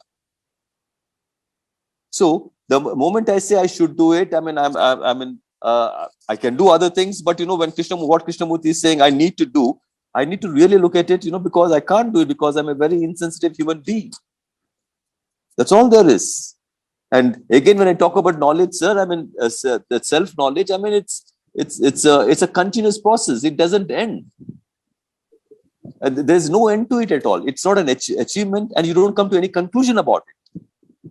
It goes on and on and on. I don't say, oh, self-knowledge means I've learned something that's over. No, it is never ending process. It is a continuous process. It goes on. There's no end to it. That is very essential to understand. Most of us feel self-knowledge and okay, I do like this. Okay, I know what it is, and then ante. I mean, I have the perception and my action out of perception and all that. It is not like that. The moment I say I have learned, again I'm back to my conditioning. It's a continuous process. There's no end to it. And it's not through any self-discipline, I should do this, I should not do this, whatever saints, so-called saints have said, so many other people, great people have said, you have to do this, you have to do that. They spoke about the authority. None of that is going to give you that. So it is essential for me to understand self-knowledge means it's learning from moment to moment. It's a continuous process. There's no end to it. That's about it, sir. Thank you. Thank you, sir.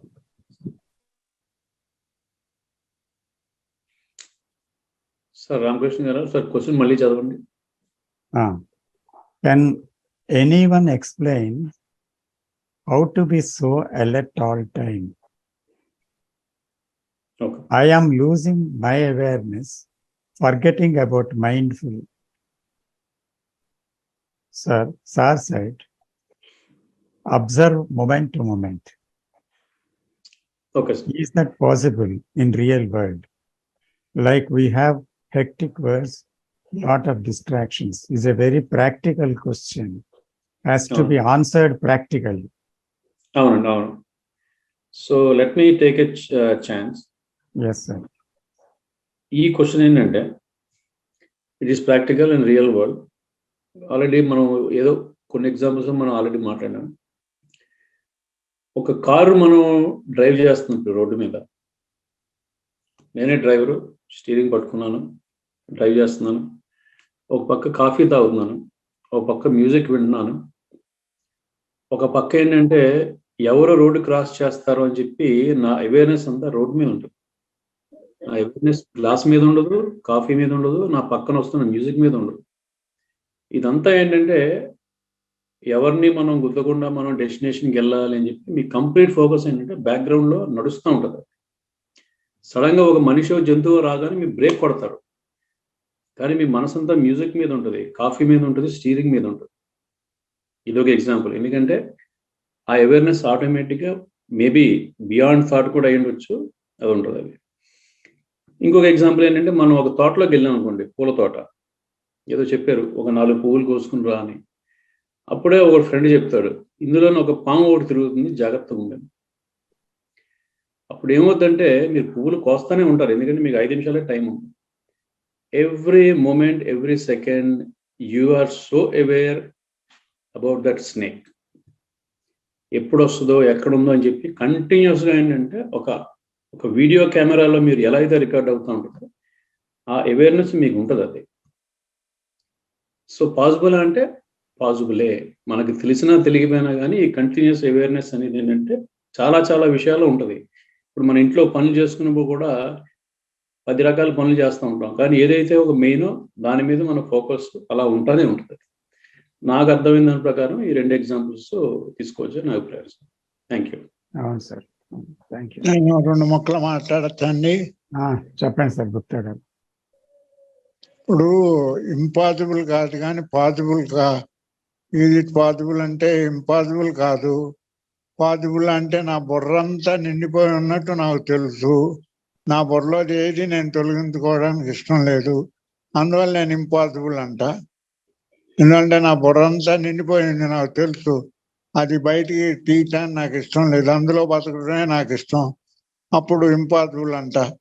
But possible అనేది theoretical గా మాట్లాడతా కానీ practical గా impossible అనే అంటా. నమస్కారం అండి. నమస్తే. Doctor C V Rao, I will come back to you. Doctor Rao గారు. డాక్టర్ రావు గారు. ప్లీజ్, ఏదో ఆడియో డిస్టర్బెన్స్ ఉందండి, ప్లీజ్. నేను కొంచెం మాట్లాడాక మీ దగ్గరికి వస్తానండి. అట్లాగే please stay for 2 minutes or 3 minutes. Okay. ఇప్పుడు నాకు అర్థమైంది ఏంటంటే ఈ ఫణీంద్ర గారి ప్రశ్నలు రాంబుద్ధ గారు కూడా చక్కగా చెప్పారు, ఆనంద్ గారు లోతుగా కొన్ని విషయాలు చెప్పారు. ఓకే, అయితే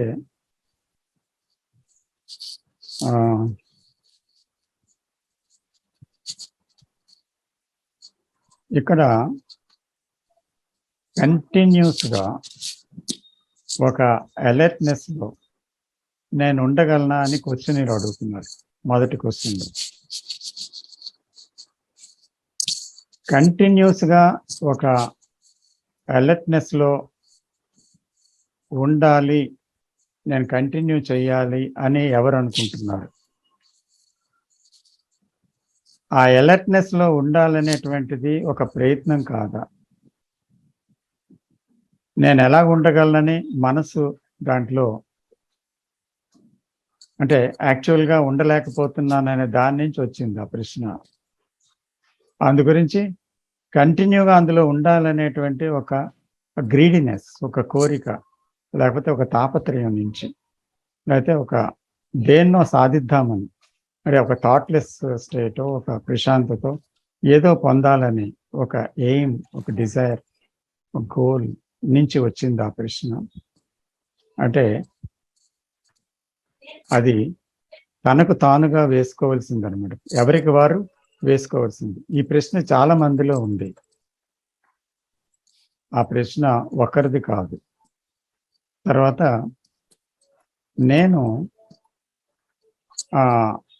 నా అవేర్నెస్ని, మైండ్ఫుల్నెస్ని నేను పోగొట్టుకుంటున్నానండి.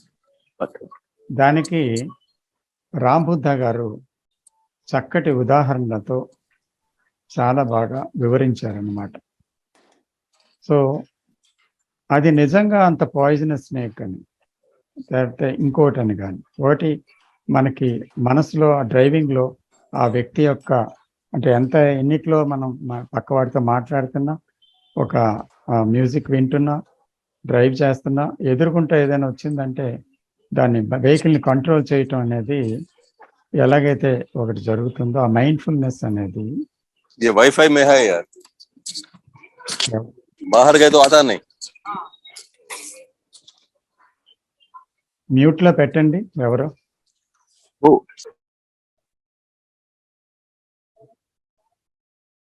సో అంచేత అక్కడ ఏమవుతుంది, అక్కడ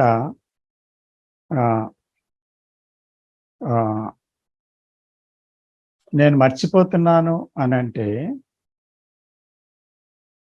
ఏంటి, మర్చిపోవడం అనేది ఏంటి అంటే నేను నిరంతరం జ్ఞాపకం ఉంచుకోవాలనే థాట్ నుంచి అది పుట్టింది.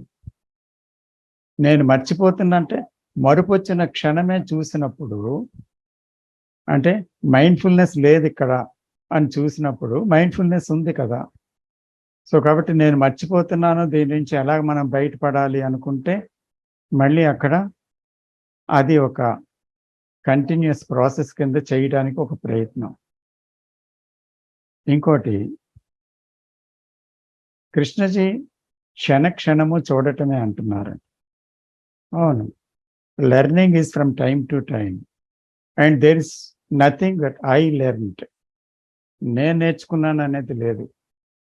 ఇందాక ఆనంద్ గారు చెప్పినట్టు ఇట్స్ ఎ కంటిన్యూస్ ప్రాసెస్, అంటే never ending process. The moment I say I learned, there I stop, there is no progress. అంచేత అక్కడ ఇంకేమీ లేదన్నమాట, it's a precipice. So learning is from moment to moment. ఆ లెర్నింగ్ అనేది ఎప్పటికప్పుడు జరగాలి. Observation కూడా మూమెంట్ టు మూమెంట్ ఉన్నప్పుడే లెర్నింగ్ జరుగుతుంది. అయితే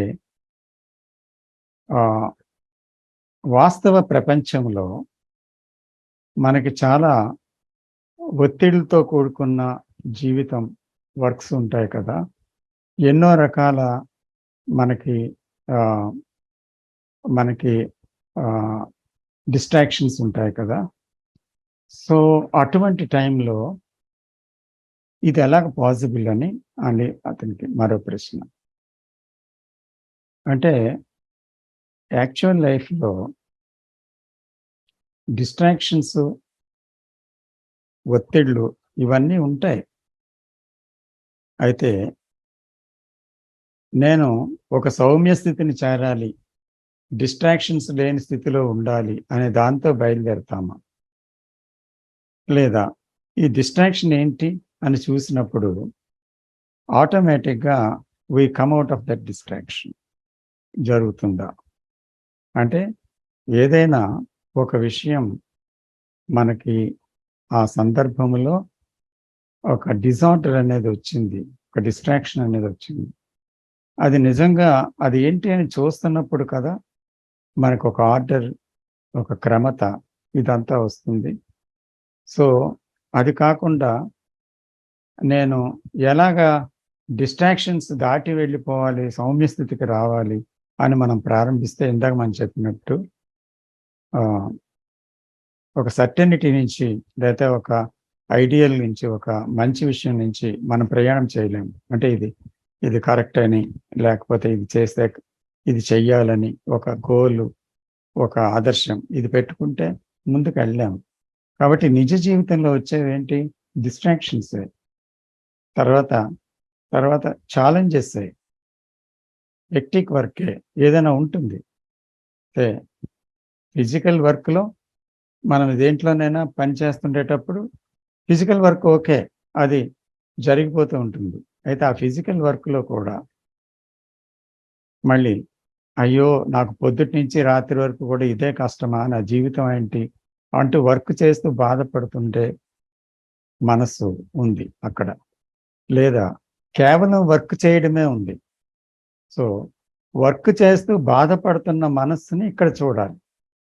కాబట్టి అప్పుడు హెక్టిక్ వర్క్ ఎలాగవుతుంది? అది అంచేత అది చాలా ఒత్తిడి చేసే పని, ఒత్తిడికి గురవుతున్నాను అనే భావన అక్కడ సెల్ఫ్ నుంచి, ఎక్స్పీరియన్స్ నుంచి అది భారంగా అది ఒక ఇమేజ్ని చిత్రీకరించుకొని ఇది నా జీవితం కదా, అయ్యో దీని నుంచి నేను బయటపడిపోలేకపోతున్నాను కదా, ఈ డిస్ట్రాక్షన్స్ ఎన్నో వస్తున్నాయి కదా అంటూ వెళ్తుందన్నమాట.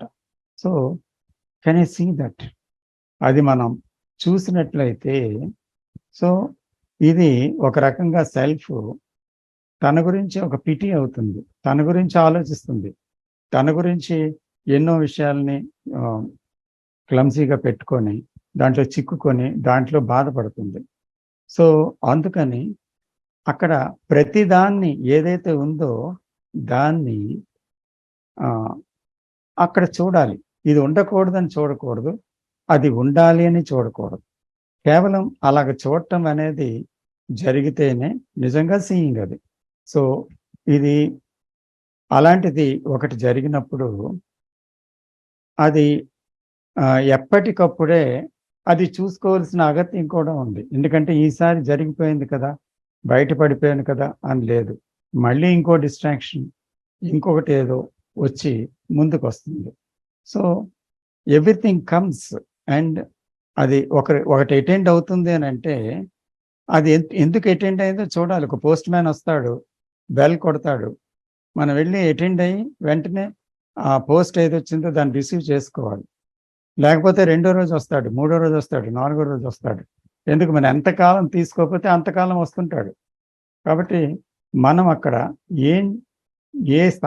ఏ సందేశం ఏంటో నేర్చుకోవాలని అక్కడ వచ్చిన ఛాలెంజ్ని చూడాలి. ఛాలెంజ్లు ఉండకూడదని కాదు, ఉండాలని కాదు. So we have to see all the distractions, all the challenges, all the works.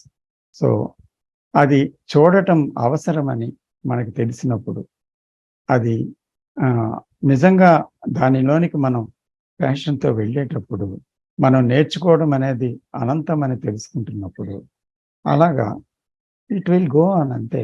కానీ నేను ఎలాగ చేయగలను, నేనేం చేయగలను ఇలాంటి వాటితో కాకుండా అసలు ఎలాగ చేయగలనని కాదు, ఉన్నది ఏంటి అని చూడటమే అంతే.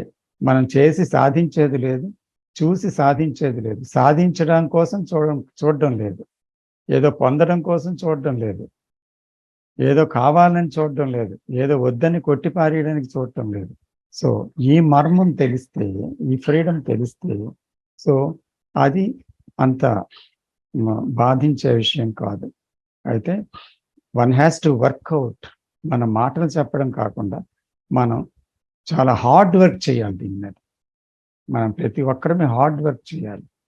సో కాబట్టి ఈ ప్రశ్న చాలా మందికి సంబంధించిన ప్రశ్న. సో మనందరం కూడా దీని మీద హార్డ్ వర్క్ చేస్తేనే అప్పుడు మనకు తెలుస్తుంది. ఓకే, డాక్టర్ సివి రావు గారు. అందరికీ నమస్కారం అండి. సెల్ఫ్ నోయింగ్ అనేది ఒక మంచి సబ్జెక్ట్. సెల్ఫ్ ఉన్న వాళ్ళందరికీ కూడా మనందరికీ అది ఫిలసాఫికల్ గాను, ఫిజికల్ గాను, సైకలాజికల్ గాను, స్పిరిచువల్ గాను కూడా అర్థం చేసుకోదగినటువంటి గొప్ప సబ్జెక్ట్. అయితే దాని గురించి చాలా మంది ఆత్మావలోకనం, ఆత్మ పరిష్కారం, ఆత్మ సాక్షాత్కారం, సెల్ఫ్ రియలైజేషన్ ఇటువంటి డైలాగులతో ఉపన్యాసాలు, ఉపోద్ఘాతాలు, మహర్షులు, ప్రవచనాలు చేసేవాళ్ళు, స్వామీజీలు, బాబాలు ఎంతమంది చెప్పినప్పటికీ కూడా great psychological philosopher Jiddu Krishnamurti గారు is a self realised great personality. అంత మంచి గొప్ప గురువు అనేక రకమైనటువంటి విశ్లేషణతో మనకి అందించినటువంటి సమాచారం చాలా విలువైంది. అసలు సెల్ఫ్ నోయింగ్ అంటే ఏమిటి అనే దాంట్లో అది వర్తమానంలో జరుగుతూ ఉంటుంది. మాట్లాడుతుండగా, వింటూ ఉండగా, ప్రసంగిస్తుండగా, ఎక్కడైనా సరే మనకు కొంత గ్యాప్ అంటూ వచ్చినప్పుడు కళ్ళు మూసుకొని మనసును అంతర్ముఖం చేసుకుంటే ఆ సైలెన్స్లో దాంట్లో ఉండేటువంటి పరమార్థం మనకు అర్థమవుతుంది. సెల్ఫ్ నోయింగ్ అంటే మనదైన శైలిలో మన కోణం నుంచి మాత్రమే అర్థం చేసుకొని పరిష్కారంలోకి వెళ్ళటం కానీ, మాట్లాడటం కానీ, లేకపోతే జీవించటం అని కానీ కాదు. సెల్ఫ్ నోయింగ్ అంటే ఏమంటాడంటే ఇటు సైకలాజికల్ గా మనం ఆలోచించటమే కాకుండా చుట్టూ ప్రపంచం వైపు కూడా ఏం జరుగుతుంది, దాని ప్రమాణాలు, ప్రయాణాలు, ప్రభావాలు మన మీద ఏమాత్రం పడుతున్నాయి అనేది కూడా అనలైజ్ చేసుకోవాలండి. అనలైజ్ చేసుకుంటే అప్పుడు సెల్ఫ్ దీని కింద అవుతుంది.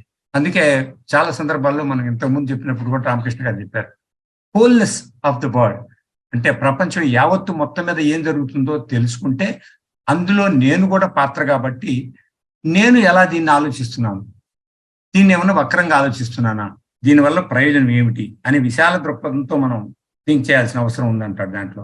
అంటే మానసిక స్థితిని ఎరుకలోకి తెచ్చుకోవటం అనేది ఎప్పటికప్పుడు జరుగుతూ ఉండాల్సినటువంటి మంచి విషయం కింద ఆయన తర్కాన్ని చాలాసార్లు చూపించారు. అది ఎలా జరుగుతుంది అని అంటే అప్పుడప్పుడు తరచుగా సెల్ఫ్ అండ్ సింపుల్ మెడిటేషన్ సైలెన్స్తో చేయటం ద్వారా సాధ్యమవుతుంది. ఇంకో ఎన్నోసార్లు మనకు మనమే కాన్ఫ్లిక్ట్లో పడ్డప్పుడు, అంటే మానసికంగా మనస, వాచ, కర్మణ 3 రకాలుగా కూడా మనం అతలాకుతలం అవుతున్నాము అనే సమస్య వచ్చినప్పుడు సెల్ఫ్ రైటింగ్ ద్వారా, డైరీ మాదిరిగా సెల్ఫ్ రైటింగ్ ద్వారా రైటింగ్ డౌన్ చేయటం ద్వారా మన ఆలోచన సరళిని, ధోరణిని మనం పసిగట్టినట్టు అవుతుంది. తద్వారా మనల్ని మనం చక్కదిద్దుకునే ప్రయత్నం కూడా జరుగుతుంది. ఒక సైకలాజికల్ సత్యం ఏమిటేనంటే అంత మహానుభావుడు జిడ్డు కృష్ణమూర్తి గారే 60 సంవత్సరాల పాటు చక్కని ప్రసంగాలు, సత్య ప్రవచనాలు అన్ని కూడా చక్కగా చెప్పినప్పటికీ కూడా ఏ కొద్ది మందో మారి ఉంటారు, మిగతా వాళ్ళు మాత్రం విన్నారు. దాన్ని కొంతమంది వినోదంగాను, కొంతమంది కాలక్షేపంగాను, కొంతమంది సత్సంగంగాను తీసుకున్నారు. కానీ ఇది సీరియస్ గా థింక్ చేయట్లేదు. ఇది ఎంత బాగా సీరియస్ గా మీరు అవలోకనం చేసుకుంటే అంత మంచిది అని ఆనాడు ఆయన చెప్పారు. చెప్పటమే కాదు, ఘోషించారు కూడా. వాస్తవానికి అప్పటికంటే ఆయన గతించిన తర్వాత ఆయన యొక్క ప్రవచనాలలో ఉండేటువంటి సూక్ష్మార్థం, సత్యం ఇవన్నీ కూడా ఆ జనరేషన్కి, ఈ జనరేషన్కి, ప్రజెంట్ జనరేషన్కి, కమింగ్ జనరేషన్ కూడా ఉపయోగపడగలిగేటట్టుగా ఉన్నాయి. కనుక ఆయన గ్రేట్ కాంట్రిబ్యూషన్ మనకు అందించినట్లు లెక్క. దాంట్లో ఏమంటాడంటే సెల్ఫ్ నోయింగ్ ద్వారా ఏమవుతుంది, నేను ప్రతి వాళ్ళు అనుకుంటారు రోజు తనకు తాను పంచాయతీ చేసుకోవడం కాదు కావాల్సింది. ఎక్కడైతే సందర్భం వచ్చిందో, మనంతట మనం రెక్టిఫై చేసుకోవడానికి అవకాశం ఇచ్చిందో దాన్ని ఆత్మావలోకనం చేసుకోవడం. ఇంకో రీజన్ ఏం చెప్తాడంటే ఎందరూ ఎన్నిసార్లు ఎన్ని సంవత్సరాలు చెప్పినా కానీ ఒక వ్యక్తి మారని మనిషి తనంతట తాను మనసు అంతర్ముఖం చేసుకొని తీక్షణమైనటువంటి సీరియస్ దృష్టితో, రామకృష్ణ గారు చెప్పినట్టు సీరియస్ దృష్టితో గన దాన్ని లోతుగా అర్థం చేసుకుంటే అప్పటికప్పుడు ఆ రోజే ఆ విషయంలో మారగలడు. అంటే నిజమైనటువంటి ప్రాక్టికల్ కర్మ అంటే ట్రాన్స్ఫర్మేషన్ అనేది సెల్ఫ్ నోయింగ్ ద్వారానే, సెల్ఫ్ ఇంట్రాస్పెక్షన్ ద్వారానే, సెల్ఫ్ రియలైజేషన్ ద్వారానే సాధ్యమవుతుంది. దీనికి మతపరమైనటువంటి ఏజెన్సీలు కానీ, బాబాలు కానీ, స్వామీజీలు కానీ ఎవరు అక్కర్లేదు. వాళ్ళ ధోరణిలో చెప్పాల్సి వస్తే వాళ్ళ వైపుకి నిన్ను లాక్కెళ్ళే అవకాశం ఉంది. అలా లాక్కెళ్ళబడినటువంటి వాళ్ళు కోట్లాది మంది అన్ని మతాల్లో కూడా అలాగే శిష్యులుగా ఉండిపోయారు తప్ప ఎక్కువ మంది ఎవ్వరు కూడా సెల్ఫ్ రియలైజేషన్లోకి రాలేదు, తనతట తనగా మారలేదు. కాబట్టి ఈ ధోరణి చాలా విపులంగా ఆయన చెప్పాడనమాట. దీనివల్ల ఉపయోగం ఏమిటి? ఎవ్రీడే మనకు మనం చక్కదిద్దుకునే అవకాశం ఉంది. ఎవ్రీడే మనలో ఉండేటువంటి కాన్ఫ్లిక్ట్ని సర్దుబాటు చేసుకొని సంభాళించుకొని డిజార్డర్ నుంచి ఆర్డర్లోకి మారే అవకాశం ఉంది. తర్వాత ఎవ్రీడే థాట్ ప్రాసెస్ని క్లెన్సింగ్ చేసుకున్నట్టు అవుతుంది. మనం భోంచేసిన తర్వాత పాత్రలు ఎట్లాగైతే తోముకొని మళ్ళీ అంట్లు తోముకుంటామో అట్లాగే మన మనసు, మన ఆలోచనలు చుట్టూ పరిసరాల ప్రభావంతో ఏ రూపంలో ఏ సందర్భంలో అయినా సరే మారుతూ మారుతూ మారుతూ రూపాంతరం చెందుతూ వస్తుంటే తిరిగి వాటిని మనం ప్రక్షాళన చేసుకున్నట్టు అవుతుంది సెల్ఫ్ నోయింగ్ ద్వారా అనేది జిడ్డు కృష్ణమూర్తి గారి ఆలోచన, ఉద్దేశం అని నా అవగాహన. ఇంకోటి, సెల్ఫ్ నోయింగ్ ద్వారా ఏమవుతుందంటే ఇంకొకళ్ళతో మనం పోల్చుకునే అవసరం లేకుండా సెల్ఫ్గా ఎమోషన్లకి గురి కాకుండా, చాలా సందర్భాల్లో మనం దుఃఖానికి కానీ కోపానికి కానీ రాగద్వేషాలకు కానీ వీటన్నిటికీ గురయ్యేది ఎమోషనలైజ్డ్. మనకు తెలియకుండానే ఎమోషనలైజ్ అవుతాం. ఈ ఎమోషనలైజ్ కాకుండా ఉండటానికి మెంటల్ బ్యాలెన్స్కి ఉపయోగపడుతుంది. ఒక్కసారి స్థితప్రజ్ఞత, మానసిక స్థిరత్వం అనేది మనిషికి వస్తే అతను తక్కువ చదువుకున్నా, మీడియంగా చదువుకున్నా, పెద్దగా చదువుకున్నప్పటికీ కూడా విచక్షణాయుక్తంగా మనిషి జీవించగలడు. ఆ discussion power, discussion thought wave ఎప్పుడైతే మనసులో వస్తుందో అది జీవితాన్ని ప్రభావితం చేస్తుంది. నేను చెప్పానని నమ్మొద్దు. నేను చెప్పిన తర్వాత కూడా మీరు ఆలోచించండి, తర్కించండి, శోధించండి, బట్ ప్రాక్టికల్గా చేయండి. ఆయన చెప్పేది అదే. ఊరికి వినొద్దు, ప్రాక్టికల్గా చేయండి, ఏం జరుగుతుందో చూడండి అని చెప్పేవాడు ఆయన ఎన్నిసార్లు. అంటే ఉత్సా రామకృష్ణ గారు కూడా అదే చెప్తారు. ఇది చేశాము అని వింటాం కాదు, మరి ప్రాక్టికల్గా చేసి చూద్దాం. చేసిన తర్వాత దాని రూపాంతరం ఏంటి, దాని ఫలితం ఏంటో మనం చూద్దాం. ఫలితాన్ని ఆశించి మాత్రం చేయొద్దు. మనం తప్పుని సరిదిద్దుకుంటున్నామే తప్ప ఒప్పు కోసం, మార్కుల కోసం, మెప్పు కోసం మనం ఏది చేయట్లేదు. ఆ జీవితంలో సగభాగం అంతా తప్పులు సరిదిద్దుకోవటానికే సరిపోతుంది. కానీ సెల్ఫ్ నోయింగ్, సెల్ఫ్ ఇంట్రాస్పెక్షన్ కానీ జరిగేటట్లయితే చాలా తక్కువ శాతంతో, తక్కువ సమయంతో మనల్ని మనం హాయిగా చక్కదిద్దుకునే అవకాశం ఉంది. ఈ మార్గాన్ని మనం పోనివద్దు. ఇతరులు చేజిక్కించుకునేటట్టు, ఇతరులు కబ్జా చేసేటట్టుగా మన మనసుని, మన ధోరణిని, మన ఆలోచనల్ని ఎక్కడ కూడా పణంగా పెట్టవద్దు అని ఆయన ఎన్నోసార్లు చెప్పారు. Thanks to his great contribution and great చర్చ today. Thank you sir. Thank you Rao గారు. సో ఇది నెక్స్ట్ వీక్ కూడా కొనసాగిస్తాం అన్నమాట. ఎందుకంటే ఇది చాలా లోతైన ఒక చర్చ. దీంట్లోకి మనం లోపలికి వెళ్ళాలి ఇంకాను. సో ఇక్కడ నెక్స్ట్ వీక్ మనము ఒక విషయంలోకి వెళ్ళాలి. What is the difference between introspection and awareness, self awareness and self introspection అని రెండు పదాలు రావు గారు కూడా వాడారు కాబట్టి, సో దాంతో ముగించారు కాబట్టి దాంట్లో కూడా లోతుగా వెళ్దామని నా యొక్క అభిప్రాయము. అంతేకాకుండా we must go also in detail about what is understanding. So ఈ విషయాల్లో కూడా వెళ్ళాలి. సో ఈ విషయాన్ని ప్రశ్నిస్తూ మదిస్తున్న కొద్ది మనం కొంత లోతులోకి వెళ్తాం. ఆ తర్వాత కోర్స్ ప్రాక్టికల్గా మన జీవితంలో దాన్ని అప్లై చెయ్యందే కేవలం ఈ డిస్కషన్స్ వల్ల ఏ ప్రయోజనం లేదు. అయితే ఒక రకంగా డిస్కషన్ అనేది ఎందుకు ఉపయోగపడుతుంది అంటే, మనము ఒకసారి అందరం కలిసి ఆలోచించినప్పుడు మనం ఎక్కడున్నాము, ఏం చేస్తున్నాము అనేది కూడా మనకు అర్థమవుతుంది. మనం చెప్పింది ఇతరులకు అర్థమవుతుంది, ఇతరులది మనకు అర్థమవుతుంది. ఇలాగా మనం కలిసి ప్రయాణం చేయటంలో నిజంగా ఒక ఉపయోగం ఉంది. కానీ మనం ఇక్కడ ఏదో కాలక్షేపానికో లేకపోతే మనకున్న తెలివితేటల్ని ప్రదర్శించడానికో ఇక్కడ ఎవ్వరము లేము.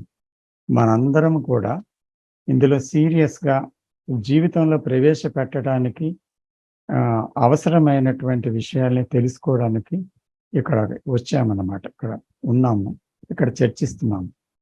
అయితే ఈరోజు కూడా నాకు చాలా మీ అందరిలాగే నాకు కూడా చాలా ఆనందం కలిగింది. మీకు కూడా కలిగే ఉంటుందని భావిస్తున్నాను.